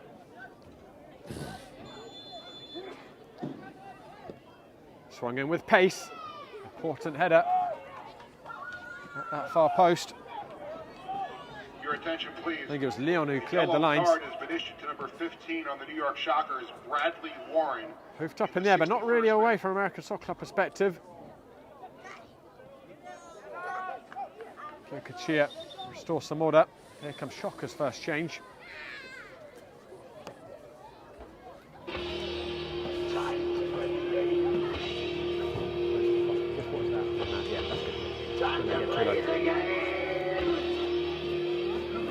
And it looks as if Warren might be in a spot of bother here. Not sure of his contact there, or if it might have been a knock from the earlier tackle he put in. I think he might have twisted it when he turned. Well, but they don't want to take him out, obviously. Yeah, you noticed him at half-time, didn't you, Bob? You thought he was one of their strongest. He's done a good job, very good job in the attacking midfield role. I mentioned Bowler Market, new sponsor for American Soccer Club. So they are helping American Soccer Club fully fund youth academy here in Long Island. I know that's very close to your heart, Bob, because when you took over at Red Bulls, that was right when Red Bulls instituted that. And that was a real trailblazing initiative, wasn't it, back then? That was a game changer, for sure. And the thing I liked about it, it forced other clubs to start scholarshiping kids and help them out. Did you feel like there was pretty immediate results in terms of the quality of players you were able to attract when you removed that cost barrier? No, we had to convince people because there were a lot of doubters out there that were saying that really we're not cost-free and whatever. And I just let the parents of the players do the talking for me. And I always told somebody if they doubted it, I said, don't believe me, go and ask one of the parents, you know them. And no.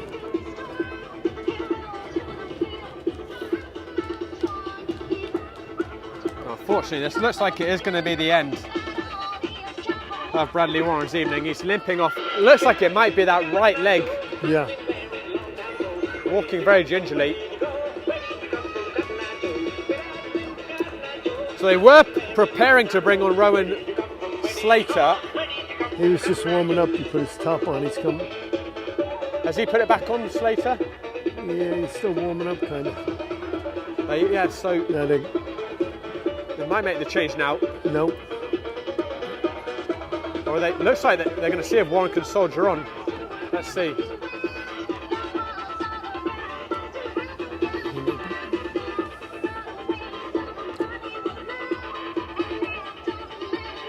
So there's a little bit of confusion here because I think Slater thinking come on, but Shockers are going to try and keep Bradley Warren on the field, so Slater's going to have to come on for someone else. Okay.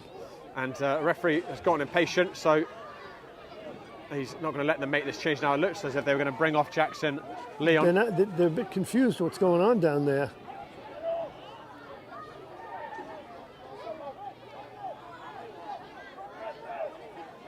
Shocker certainly wants to be careful with Warren though, this early in the season, not to risk a longer term injury. But he's going to try and soldier on for now. All right. Lovely touch by Palamek. Here's Giocachia. Let's settle it. Let's put a few passes together. Giocachia. Lovely driven ball cross field. Braden Brown. Didn't quite judge the flight of the ball there, Braden Brown. So now the changes are going to be made for Shockers. Right. So Warren is back in. Yep, and Jackson Leon, who caused a fair bit of mischief down the left flank, is going to be withdrawn. Rowan Slater replacing him.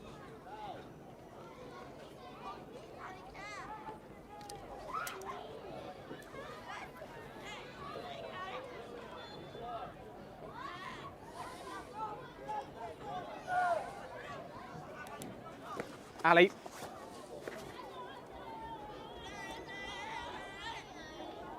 Your attention, please. Substitution. One back for the New York by Shockers in the fighting 67th Tomcats. minute. Here couldn't Coming on, find the feet number 14, of Allen. Drysdale, and he replaces number 11, Jackson Leon. Coach Fitzgerald has just signalled Harry Cook to start warming up. Another attacking option he has on the bench.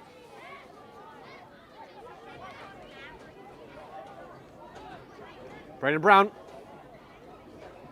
weaving between the defenders. Mejia, corner kick.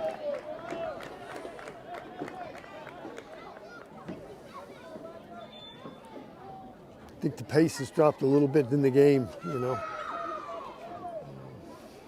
Perhaps it had to. It was absolutely breakneck first 45 minutes, wasn't it? Yeah, yeah. Could have easily had 3 or 4 goals in that first half on another day.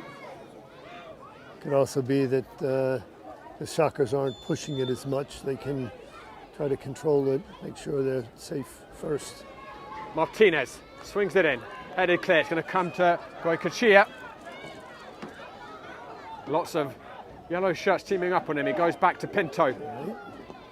Pinto back into the mixer. Saramago, lovely flick on Martinez. And Braden Brown didn't connect cleanly on the finish. And it came off of a yellow shirt and hacked clear by Sams. Big chance for American Soccer Club there. Good build up, you know, just unlucky. The shot took quarter body and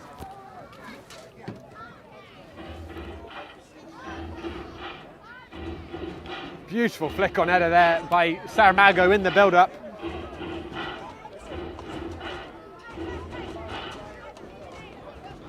But American Soccer Club knocking on the door. 21.5 minutes of normal time remaining here. Still it's Apollon's goal in the first half that separates the sides.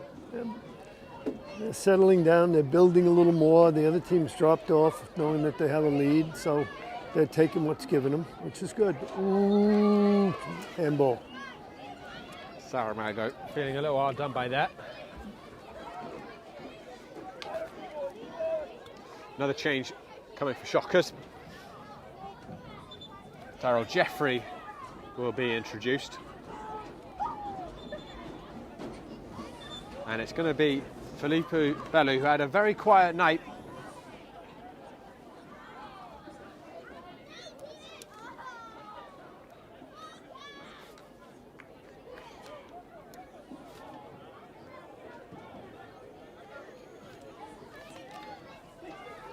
The fighting Tomcats looking to come from behind. They did it so many times last season. 8 times they came back from losing positions to draw level. And they were no strangers to late flares of drama too. Particularly at the beginning of the season.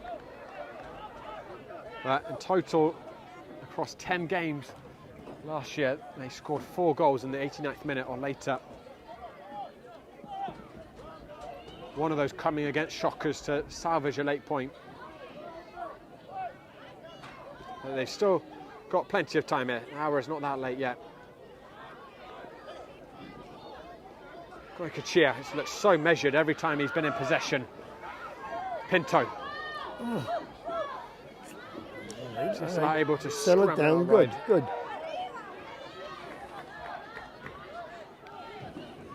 Goycochea sprays it towards Braden Brown. Ali with a close visual on Brown.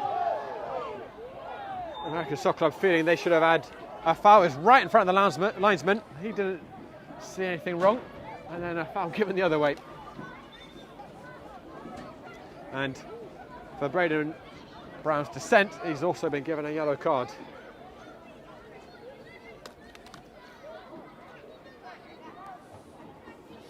Yeah, I think the card was for dissent.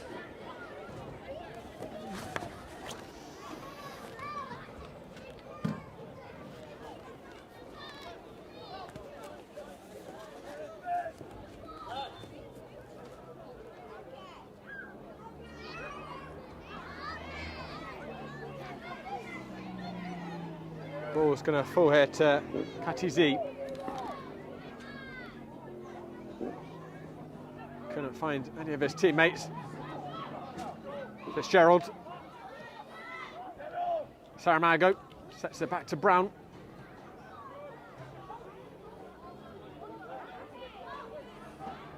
Mejia.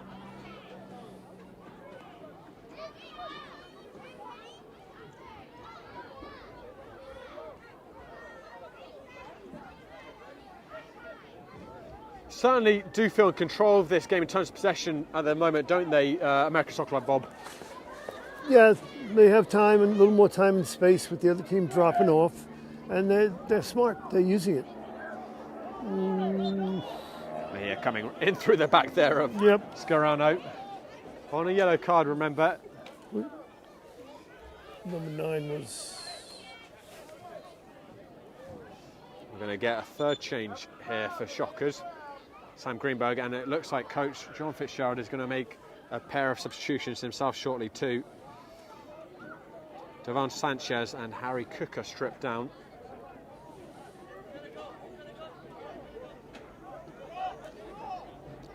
It's the veteran Scarano who's just starting to look a little weary these last 5 or so minutes, taken out.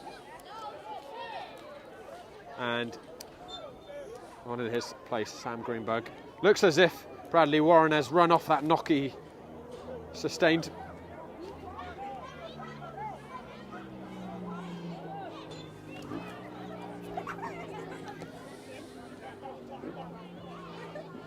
Long ball, it's going to set down here for Greenberg.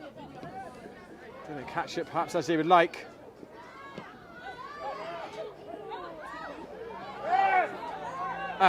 Looked like a stonewall free kick from where I was standing. The referee not moved. It's a good tackle to win it back by Mejia, and Pinto will take it forwards. There, Pinto's done really well to win himself a free kick there. Whoa. Just wonder if the referee might have given American Soccer Club a second or more for an advantage. There wasn't a lot of defensive cover back there to watch Braden Brown and Saramago. Not sure Coach Fitzgerald particularly impressed with that. We're going to get a double change, and Mejia, who came on, has been taken off, and I just wonder if Coach Fitzgerald perhaps a little concerned about the yellow card, Bob. Mejia did throw himself into that last tackle as well, even though it was a good one perhaps. Coach Fitzgerald felt as if he's just running out of lives here. Your attention, please. Goycochea. It's headed on. Equaliser for American Soccer Club. And back in the game. I believe it's Wagner once again who's come good for American Soccer Club against Shockers. Connected on the header.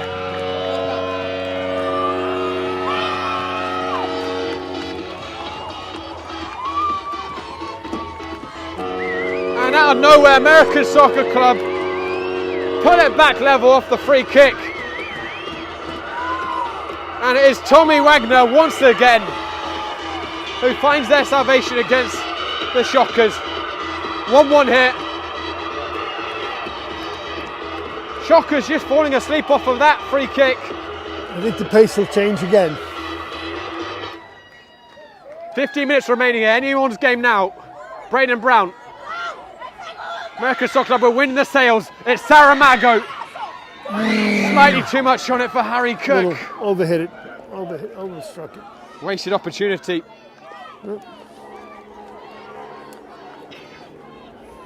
So he didn't even get a chance to go through our 2 changes for American Soccer Club with the speed of that goal right after the restart. It's Sean Fitzgerald and Mahir who were withdrawn, and Devon Sanchez and Harry Cook who have come on. Looks like Harry Cook may have gone into the front 3 on the left side. Devon Sanchez is in the middle. For Fitzgerald. And Alan Martinez has dropped back into the midfield by the looks of it.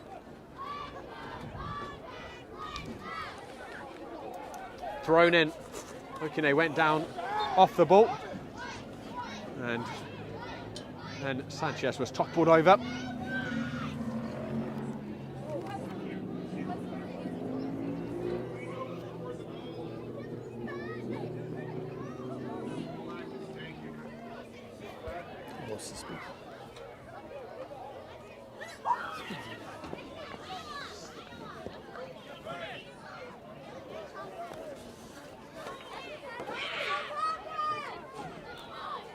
Helped onto Brian Saramago. Hold on, bullying his way forward, but not for long. It's won back by Sanchez, who's teamed up on. And I think he was a little fortunate there, Sanchez, to get that free kick. And referee was reticent with his yellow cards in the first half, but he's freely dishing them out now. Fighting Greenberg was scored in given the a yellow. 75th minute by Only number just come on. 30, Tommy Wagner. Tommy Wagner. Assisted by number 20, Sebastian Goycochea. They can hear how much the Long Island faithful enjoyed that goal. Wagner from Goycochea. And they've got a free kick in a similar sort of position here. Goycochea opting instead to give it out wide. Martinez, that's an interesting ball. It comes to Pinto. They're queuing up in the middle. Headed out temporarily by Kaitasi. Harry Cook with his first touch. Drills it back in. Hage meets it. And Rowan Slate can bring it forwards. Or Slater, excuse me. That's an interesting diagonal ball. Samson's going to take it first time. Saw his name in the headlines there. Didn't quite execute how he might have imagined it. Another change coming for Shockers.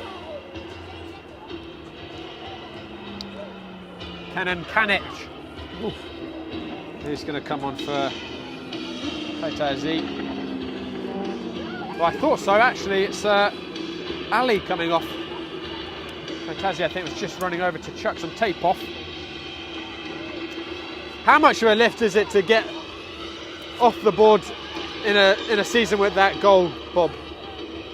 Very meaningful that, but you know, we still got 12 minutes left, and they've made a lot of subs, and we've gained a little confidence keeping the ball and playing, you know, working it.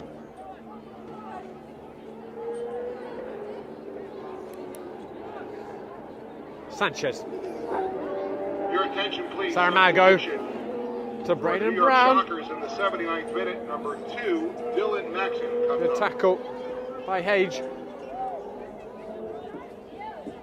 Saramago.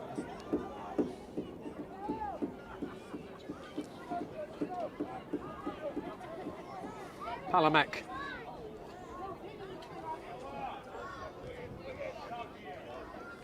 Worked out to Watson.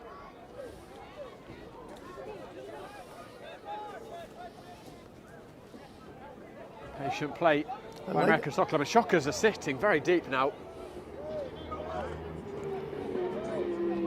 And it's allowing them to play, and they're making smart decisions, working the ball. Martinez up to Harry Cook. He's managed to win himself a free kick in prime shooting position, about 25 yards out.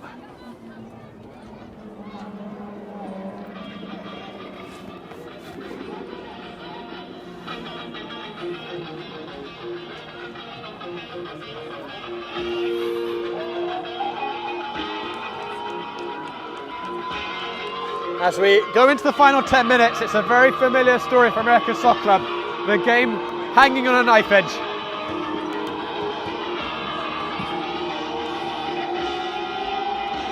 Perhaps the coaches and staff and players would prefer things at times to be more comfortable, but for a neutral, it is certainly sumptuous viewing. And they have a very good opportunity now, the Fighting Tomcats. 4 players discussing in a committee what to do with this free kick.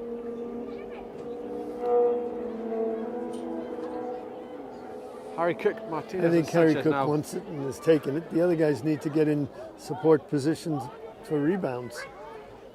They've got five in the wall.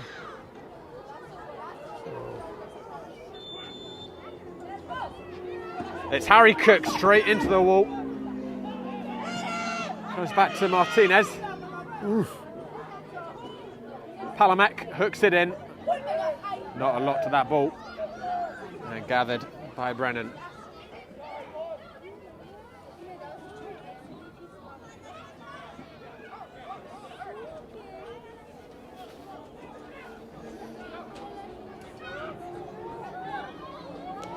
Page searching towards Jeffrey. Nearly brought that down, Jeffrey. Yeah. The young man Hage at the back's got tremendous vision. He's picked out a couple of those defence splitting balls over the top already tonight. Looks like Dartmouth College have got themselves a very useful addition there.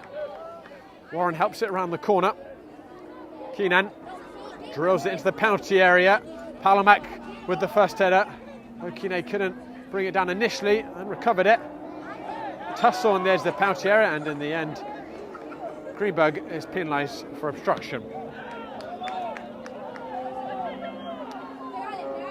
Martinez trying to get the yellow there. Second yellow would be off of the referee for Greenberg. I think that would have been harsh. Greenberg not in a hurry to run back, but what you could say, he was standing directly over the ball.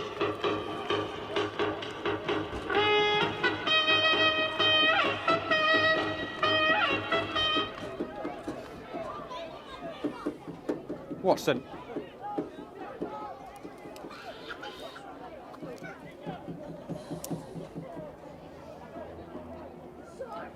Palamek. Sanchez, who's been freely roaming around the field since coming on, seen plenty of the ball. Goycochea gets it back from Harry Cook. Leo Pinto.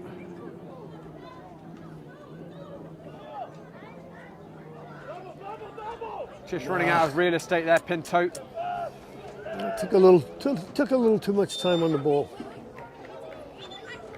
And he had a little tug there at Okine as well, which the referee spotted.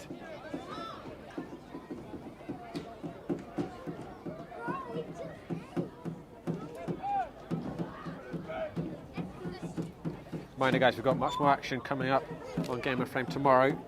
3 games from the APSL Metro Conference. Nyack against Richmond County at 12:15. New York International against Laros at 2 p.m. Central Park Rangers against Vistula at 4 p.m. That's going to be a relegation 6-pointer. And then in the UPSL, we have Union County Football Club against Bulldogs. All that exclusively on Game Frame's YouTube channel. 4 of 18 games we have on the network this weekend, ranging across Philadelphia, New York, New Jersey. Here comes Jeffrey. There's half a chance, not much more than that.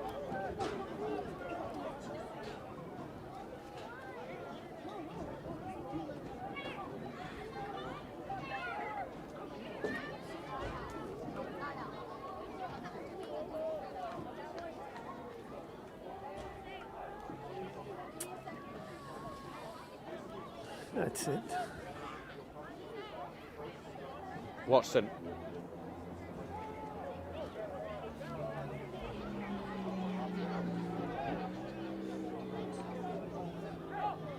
Sanchez. Goycochea ranging ball forwards. Braden Brown sniffing an opportunity. Braden Brown got there before Brennan, who was caught in two minds there. Let off for the keeper. A little bit indecisive in the back defending, I think, you know. And he had a chance.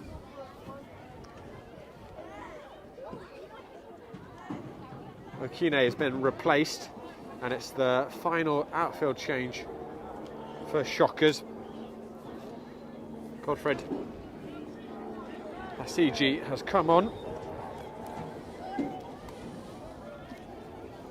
Ticking towards the dying moments of this game.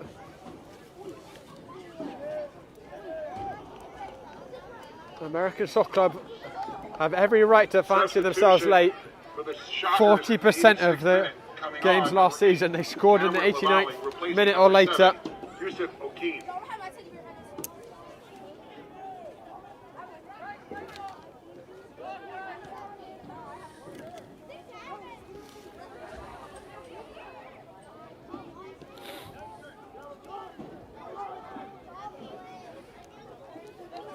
Watson.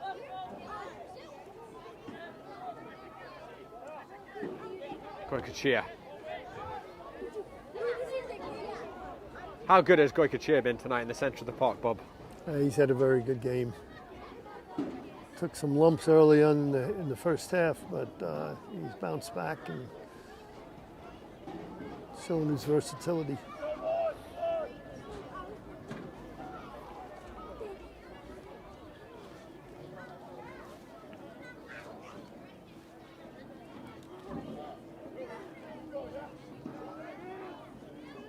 Wagner has got the long throw in his repertoire.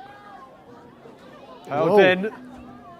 Headed out. It comes to Pinto, who leant into it and generated a lot of power on the header. Foot or so wide.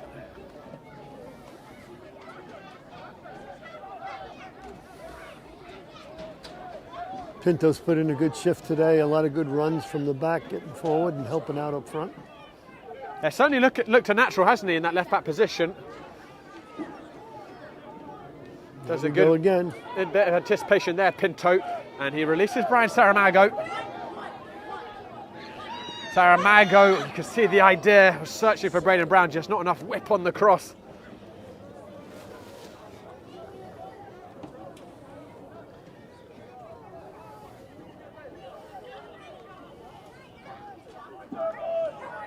What do you think both coaches would have made of their team's opening day performances, Bob, tonight? There's a lot of good and there's a lot of things to be talked about and worked on. But American Soccer Club, the coach has to be happy. The fact that the guys continue to work and got themselves back in the game. Right, Saramago has been given a bit of space, and I think it was probably a shot. Yeah, I think it was. But you know what? It was nearly a very useful cross. Nearly it was going to be a cross, yeah.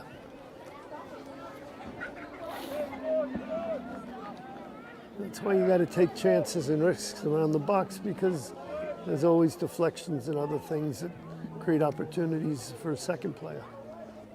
Should mention this front three now for American Soccer Club. It's the first time they've played together in a competitive game. Maybe they lined up together in the friendly against Adelphi on Tuesday. Saramago looking towards Sanchez. He's passed a little bit too much of the midfielder. Sanchez not giving up on it. But Braden Brown's cross wayward.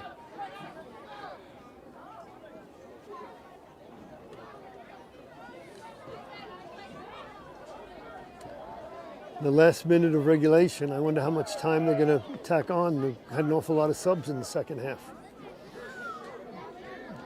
Could easily see it being 3 or 4. Sanchez. Braden Brown, back to Sanchez.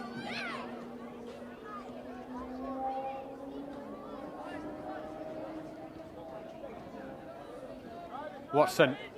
Shockers sitting very deep now. I think they are happy 12 seconds. With that point. Still no sign of the fourth official's board. Driven cross-field by Martinez. Watson trying to cause trouble back there. Well contained though by Slater. The line's cleared by Apollon.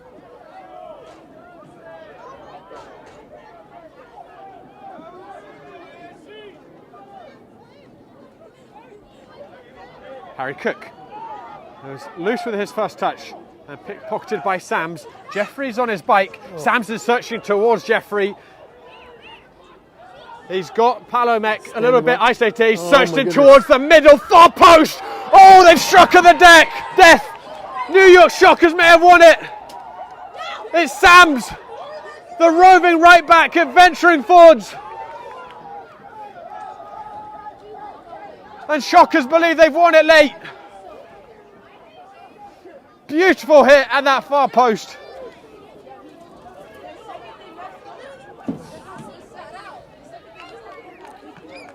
Great cross in there, and the commitment for Sam to get forward on that ball. I don't think he's one of the normal top scorers, you know, and great effort on his part. He started that attack with a beautiful floated ball for Jeffrey, who picked his head up. And as you said, Bob, it was a beautifully guided in cross, but Sam still had so much left to do, and he connected with that volley wonderfully. Could not have been more in the corner. And unless we get some very late extra drama for American Soccer Club, they are going to fall to opening day defeat once again, heartbreakingly. Harry Cook looking to change that. Wagner. Braden Brown couldn't bring it down. In there, we didn't get a look yet at what the fourth official has said for stoppage time. We are already 2 minutes into it.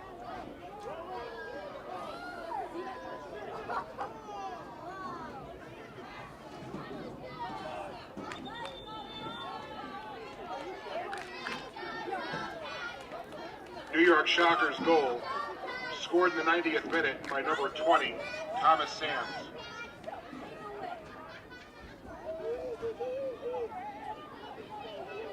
Martinez. Like a cheer even. Cook. Crossfield ball. Braden Brown rises. Saramago tried to flick it back in. The angle had just about escaped Saramago as he took that shot. And it's time to throw the kitchen sink at it now for American Soccer Club. Even the goalkeeper, Gannon, has come up. They must have a better idea how much time is left than us. Sending the keeper forward. It's sent towards the far post. Cleared out. Jeffrey looking to get it further away. Didn't manage. It's going to be a throw-in. Oh no. Foul's been given. Your attention, not please. sure what for. The fourth official on the sideline has indicated a minimum of 4 minutes of stoppage time has been added to the second half. 4 minutes. So 4 minutes was the number. We're 3 into it. I just wonder if that was including the delay for Shockers' goal. Perhaps we'll get a little more. Shockers did strike in stoppage time.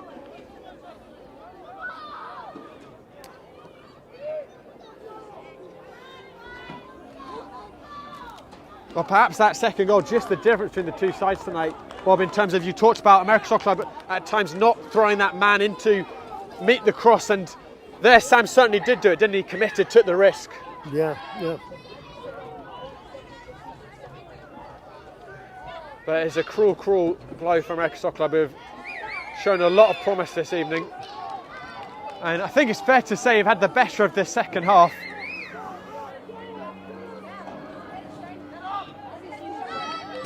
But they've been punished on the break late on, and they're in last chance saloon now, driven forwards. Got to challenge that ball. Slater partially clears. Watson, ball's got to get into the 18-yard box. It's going to be a throw-in. Watson does have the long throw here. Said he's going to throw it to Sanchez. He hooks it on. Popped up. Palomek comes back on the edge. Snapshot. It's going to be a corner kick. I think, honestly, from where I was standing, that looked like it was just a shot from Braden Brown. Shockers furious that corner kick has been given. But once again, American Soccer Club have put all 11 men up around the penalty area. This is the opener here. Can they find a way? Martinez swings it in. comes on the edge towards the frame and just wide. And that is probably that.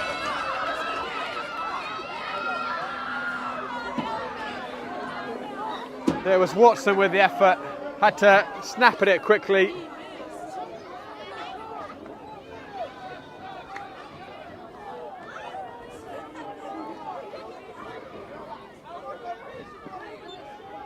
And there you have it, Shockers steal this opener at the death. A brilliant volley by Samson in stoppage time, separates the sides. Final score. It's a cruel late blow for American Soccer Club. Certainly an exciting game, though. You know, the way it went back and forth. And, I'm sure the next one will be between these two teams will be another close one. I'll look forward to that reverse fixture up in Albany on the 20th of June. American Soccer Club's next game will be at home against Newport. That'll actually be played at Stony Brook. We'll be back with the broadcast on Game of Frame. They then travel against Newport and then New Haven, and then they will host New Haven on the 6th of June. For Shockers, they visit against Santa Cruz next in Massachusetts. Then they visit New Haven. Then it's home against Osners, home against Santa Cruz. They get this opening day victory. Well, we promised drama and a game that hung on a knife edge at the start of the evening, and certainly it delivered tonight. What are the positives you think Coach Fitzgerald can take away from this evening, though, Bob? I thought the adjustment in the second half, where they kept the ball, moved the ball, and it worked out. I think that was part of his plan, maybe, but it worked out because certainly the Shockers dropped off and gave him some time and space, and therefore they could move the ball up gradually, but they'd have more numbers in and around the box rather than Brian being a lone ranger up front, Brian Saramago.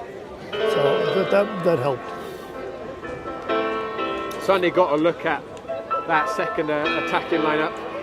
I think you should be happy with your goalie. He had a young man, and first time out there, I thought he did a very credible job.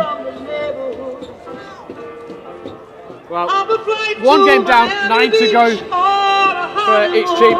Plenty of times for things to change. But Shockers who steal the 3 points right at the death here. I'm in a New York state of mind. Well, Bob, absolute pleasure to have you in the stands on the call today. Look forward to having you up here again today. Good to be back at Mitchell Field, seeing soccer. Yeah. I'm not a big turf guy, I got to tell you, but I mean, it's good to be back in here, and it's a good location, centrally located for fans, so got to take care of them. Well, guys, we will go to a break now. We'll show our goal of the month nominees again, and then our ad break. But hopefully we can get some post-match reaction from Coach Fitzgerald and maybe one or two of the players momentarily. Thanks so much for tuning in, guys, and hopefully we'll see you back here shortly.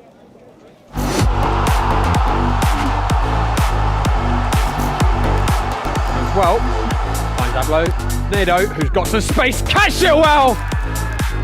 It's a sublime equaliser for the Pan Cyprians. It dipped and it swerved, and it wheeled into the back of the net. Free kick for Tigres. And he tries to put it on target, and he does with a beautiful, nearly masterful acrobatic effort. Left, Harrison, will he go for the shot of the pass? Stanic, turned, Harrison, faking still, Harrison from a tight angle! Oh, it's just inside the far post! Rijon Harrison, a brace, and a tie game for Ozers is 2-2. They may have pulled back a draw. Waring, looking for Spompanato. Strauss Figueroa! What a bolt! Quincy Strauss Figueroa with a rocket!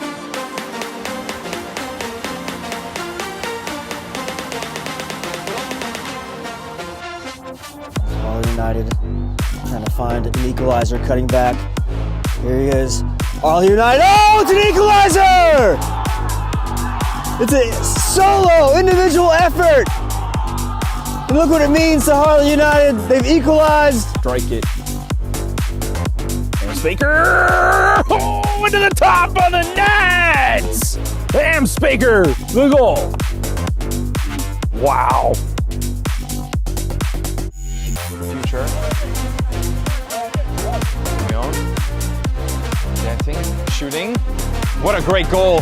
Set herself up on the dribble and goes over the gloves of Hamilton. That's her second already.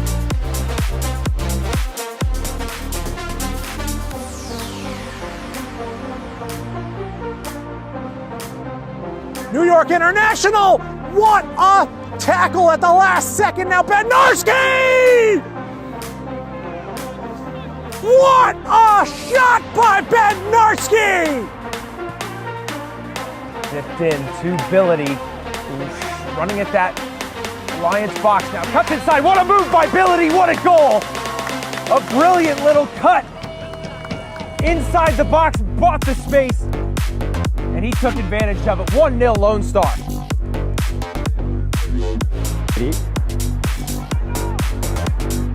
Captain lines up his right foot, unbelievably lashed in. What a goal from the captain. He has put his foot through that magically. A golden moment for Greater Long Beach. Can't quite retain possession. Here's Adamenge, and he'll send a long through ball. That's an excellent through ball to Koutner. We'll see what he can do. Driving down the right wing, cuts inside, cuts back outside. Is there a finish at the end of it? And that's a fantastic goal by Christoph Koutner. Spun his defender inside and out, and a clinical finish at the end of it. Now drives it in. Commanding header. Comes on the edge. What a hit! Oh, that's absolutely superb. Milton Campos arrows it in. Swing off the arm. Here's Asivek again. Shooting opportunity for Asivek. Oh, wow. What a beautiful goal that is. And 2 goals in 30 seconds from Negmatov Asivek. No need to rush the play. They're up 2 goals at this point in the match. Taking it slow during these set pieces can be very helpful. That's a nice through ball. Let's play back to Doggart. Spampinato out to Doggart. What a goal! Excellent through ball. Spampinato and Doggart connected beautifully there. Away though. Steps back, Miele fires into the back of the net! It's a goal! Miele!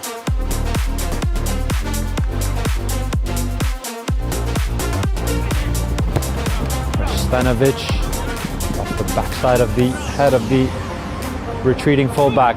Mamadou Diombera onto his right foot. Mamadou Diombera! That is mesmeric for Mamadou Diombera. He has speared that in with great wonder. Unbelievable work from Diombera. His finish beating Sella. Now Richie,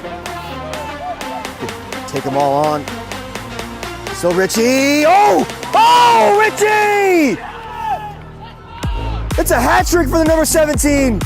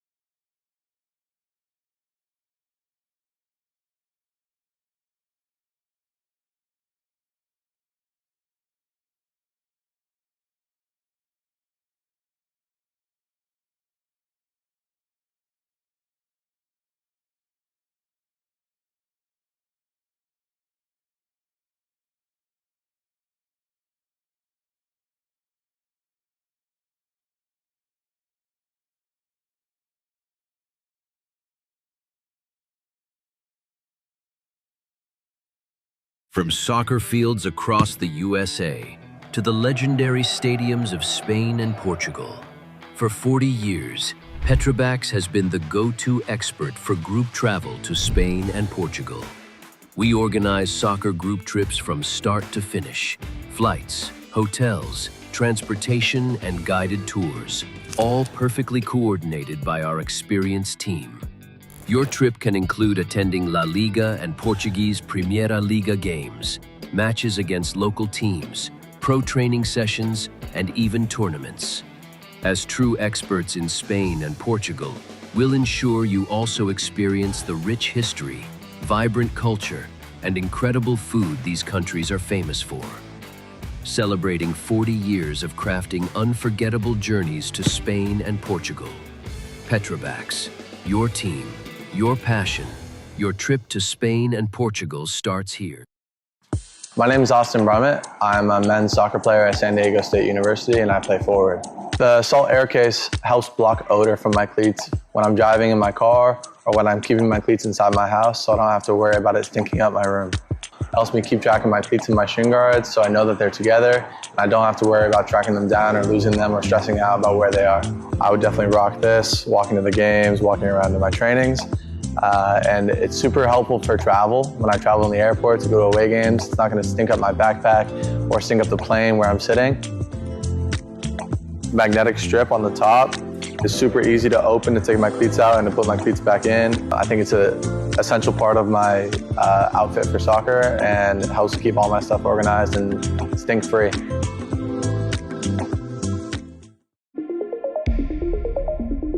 A quality highlight reel is crucial for college and pro recruitment. A lot of services offer generic solutions, but at Game and Frame we know every player is unique and needs a personalised approach to win over coaches. Our process is simple. We work with any footage, and if you need help finding your best plays, we'll review games for you. Once we've finished, you'll have a reel you can upload to any recruitment platform. We've helped hundreds of players get the attention they deserve, including placements in Division I programs. Scan the QR code or email us for a free consultation and start the journey to maximize your recruitment potential.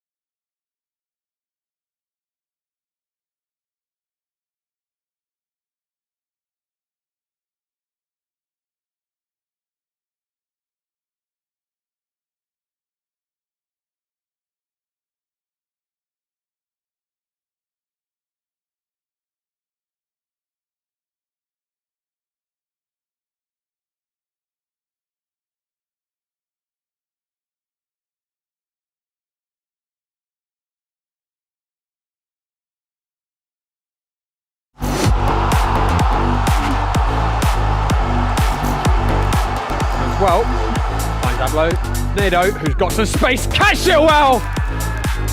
It's a sublime equaliser for the Pan Cyprians.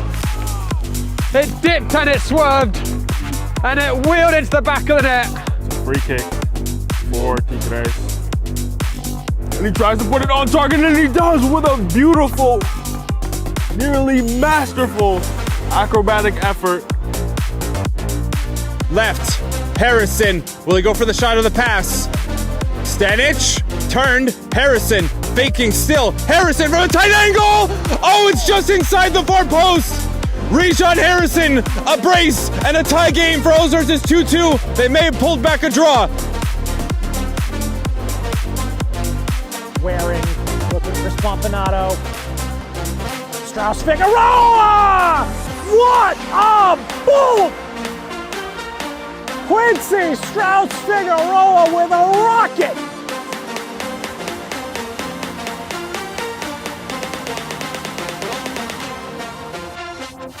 All United trying to find an equalizer, cutting back. Here he is. All United. Oh, it's an equalizer! It's a solo, individual effort.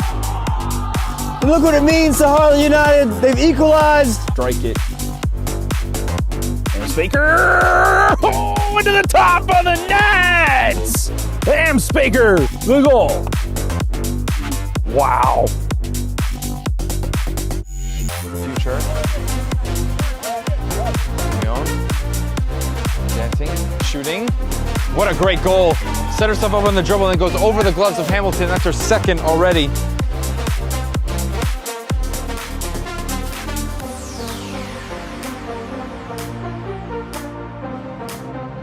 New York International! What a tackle at the last second. Now Bednarski! What a shot by Bednarski! Zipped in to Billity, who's running at that Lions box now. Cuts inside. What a move by Billity. What a goal! A brilliant little cut inside the box, bought the space, and he took advantage of it. 1-0 Lone Star.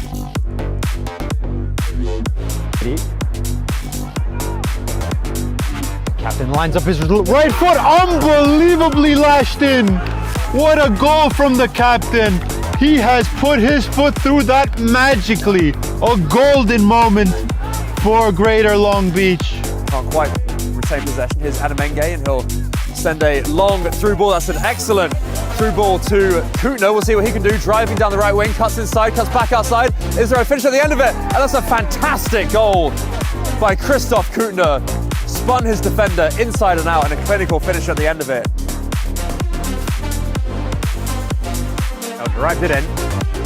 Landing header. Comes on the edge. What a hit! Oh, that's absolutely superb. Milton Campos arrows it in. Screen off the arm. Here's Asivek again. Shooting opportunity for Asivek. Oh, wow. What a beautiful goal that is. And 2 goals in 30 seconds from Negmatov Asivek. No need to rush the play. And they're up 2 goals at this point in the match. Taking it slow during these set pieces can be very helpful. That's a nice through ball. Let's play back to Doggart. Spampinato out to Doggart. What a goal! Excellent through ball. Spampinato and Doggart connected beautifully there. Larry though steps back. Miele fires into the back of the net. It's a goal. Miele.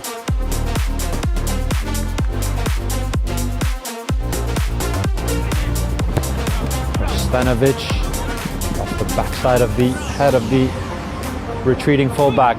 Mamadou Diombera onto his right foot. Mamadou Diombera!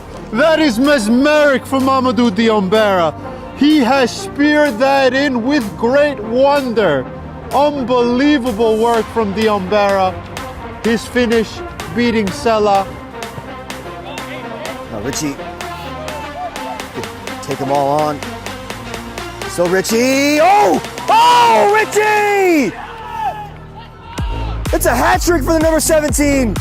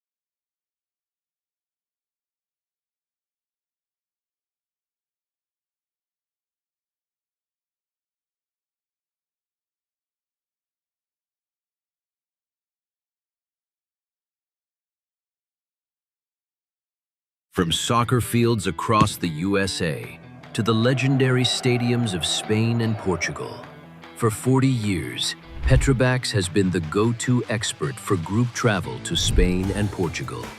We organize soccer group trips from start to finish, flights, hotels, transportation, and guided tours, all perfectly coordinated by our experienced team. Your trip can include attending La Liga and Portuguese Primeira Liga games, matches against local teams, pro training sessions, and even tournaments. As true experts in Spain and Portugal, we'll ensure you also experience the rich history, vibrant culture, and incredible food these countries are famous for. Celebrating 40 years of crafting unforgettable journeys to Spain and Portugal. Petrobax, your team, your passion, your trip to Spain and Portugal starts here. My name is Austin Brummett. I'm a men's soccer player at San Diego State University and I play forward. The salt air case helps block odor from my cleats when I'm driving in my car or when I'm keeping my cleats inside my house, so I don't have to worry about it stinking up my room. It helps me keep track of my cleats and my shin guards so I know that they're together and I don't have to worry about tracking them down or losing them or stressing out about where they are. I would definitely rock this, walking to the games, walking around to my trainings. And it's super helpful for travel. When I travel in the airport to go to away games, it's not going to stink up my backpack or stink up the plane where I'm sitting. Magnetic strip on the top is super easy to open to take my cleats out and to put my cleats back in. I think it's an essential part of my outfit for soccer and it helps keep all my stuff organized and stink-free.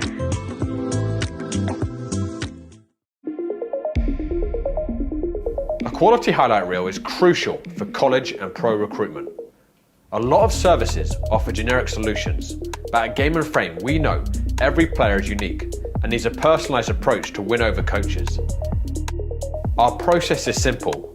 We work with any footage, and if you need help finding your best plays, we'll review games for you. Once we've finished, you'll have a reel you can upload to any recruitment platform. We've helped hundreds of players get the attention they deserve, including placements in Division 1 programs.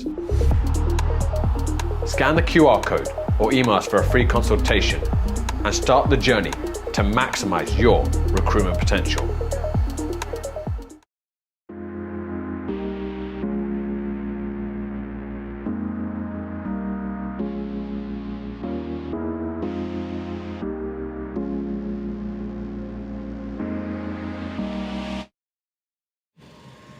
Hey guys, I'm here with Tommy Wagner, who once again has popped up off the bench for American Soccer Club, scoring an equaliser. Tommy, obviously the result didn't go out how you guys wanted, but how did you as a team feel about this opening day performance? So obviously we wanted to get the win, at least the tie, but the win at most. And we felt that we were definitely the better team in the second and most of the first half. We didn't deserve to lose that. I know on their second goal, their winner, it was just like a counterattack, which we need to figure that out. We need to train next week and regroup and come back. We play May 16th for the next game. So yeah. So there's sometimes definitely if you guys lick your wounds. What were the positives for you guys?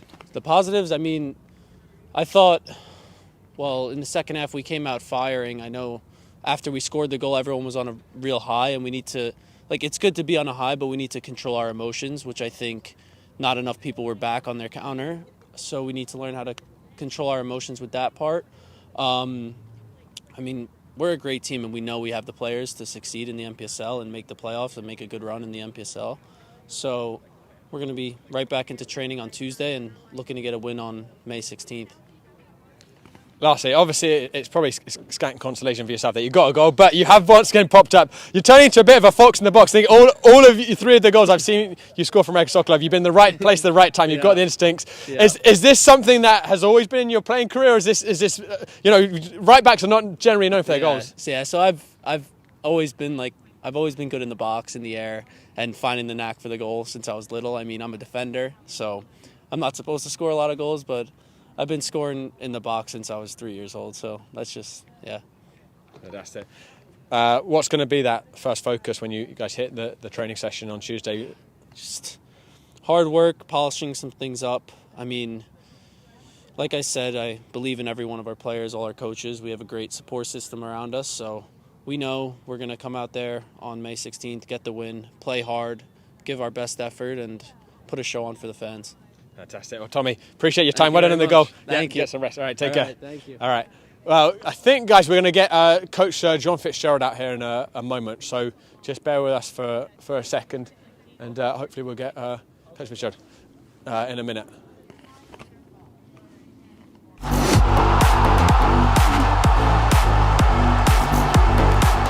Well, finds Ablo, Nido, who's got some space, catch it well! It's a sublime equaliser for the Pan Cyprians. It dipped and it swerved, and it wheeled into the back of the net. Free kick for Tigres. And he tries to put it on target, and he does with a beautiful, nearly masterful acrobatic effort. Left, Harrison, will he go for the shot or the pass? Stanic, turned, Harrison, faking still, Harrison from a tight angle! Oh, it's just inside the far post! Rijon Harrison, a brace and a tie game for Ozarks is 2-2. They may have pulled back a draw. Waring, looking for Spompanato. Strauss Figueroa! What a bolt! Quincy Strauss Figueroa with a rocket!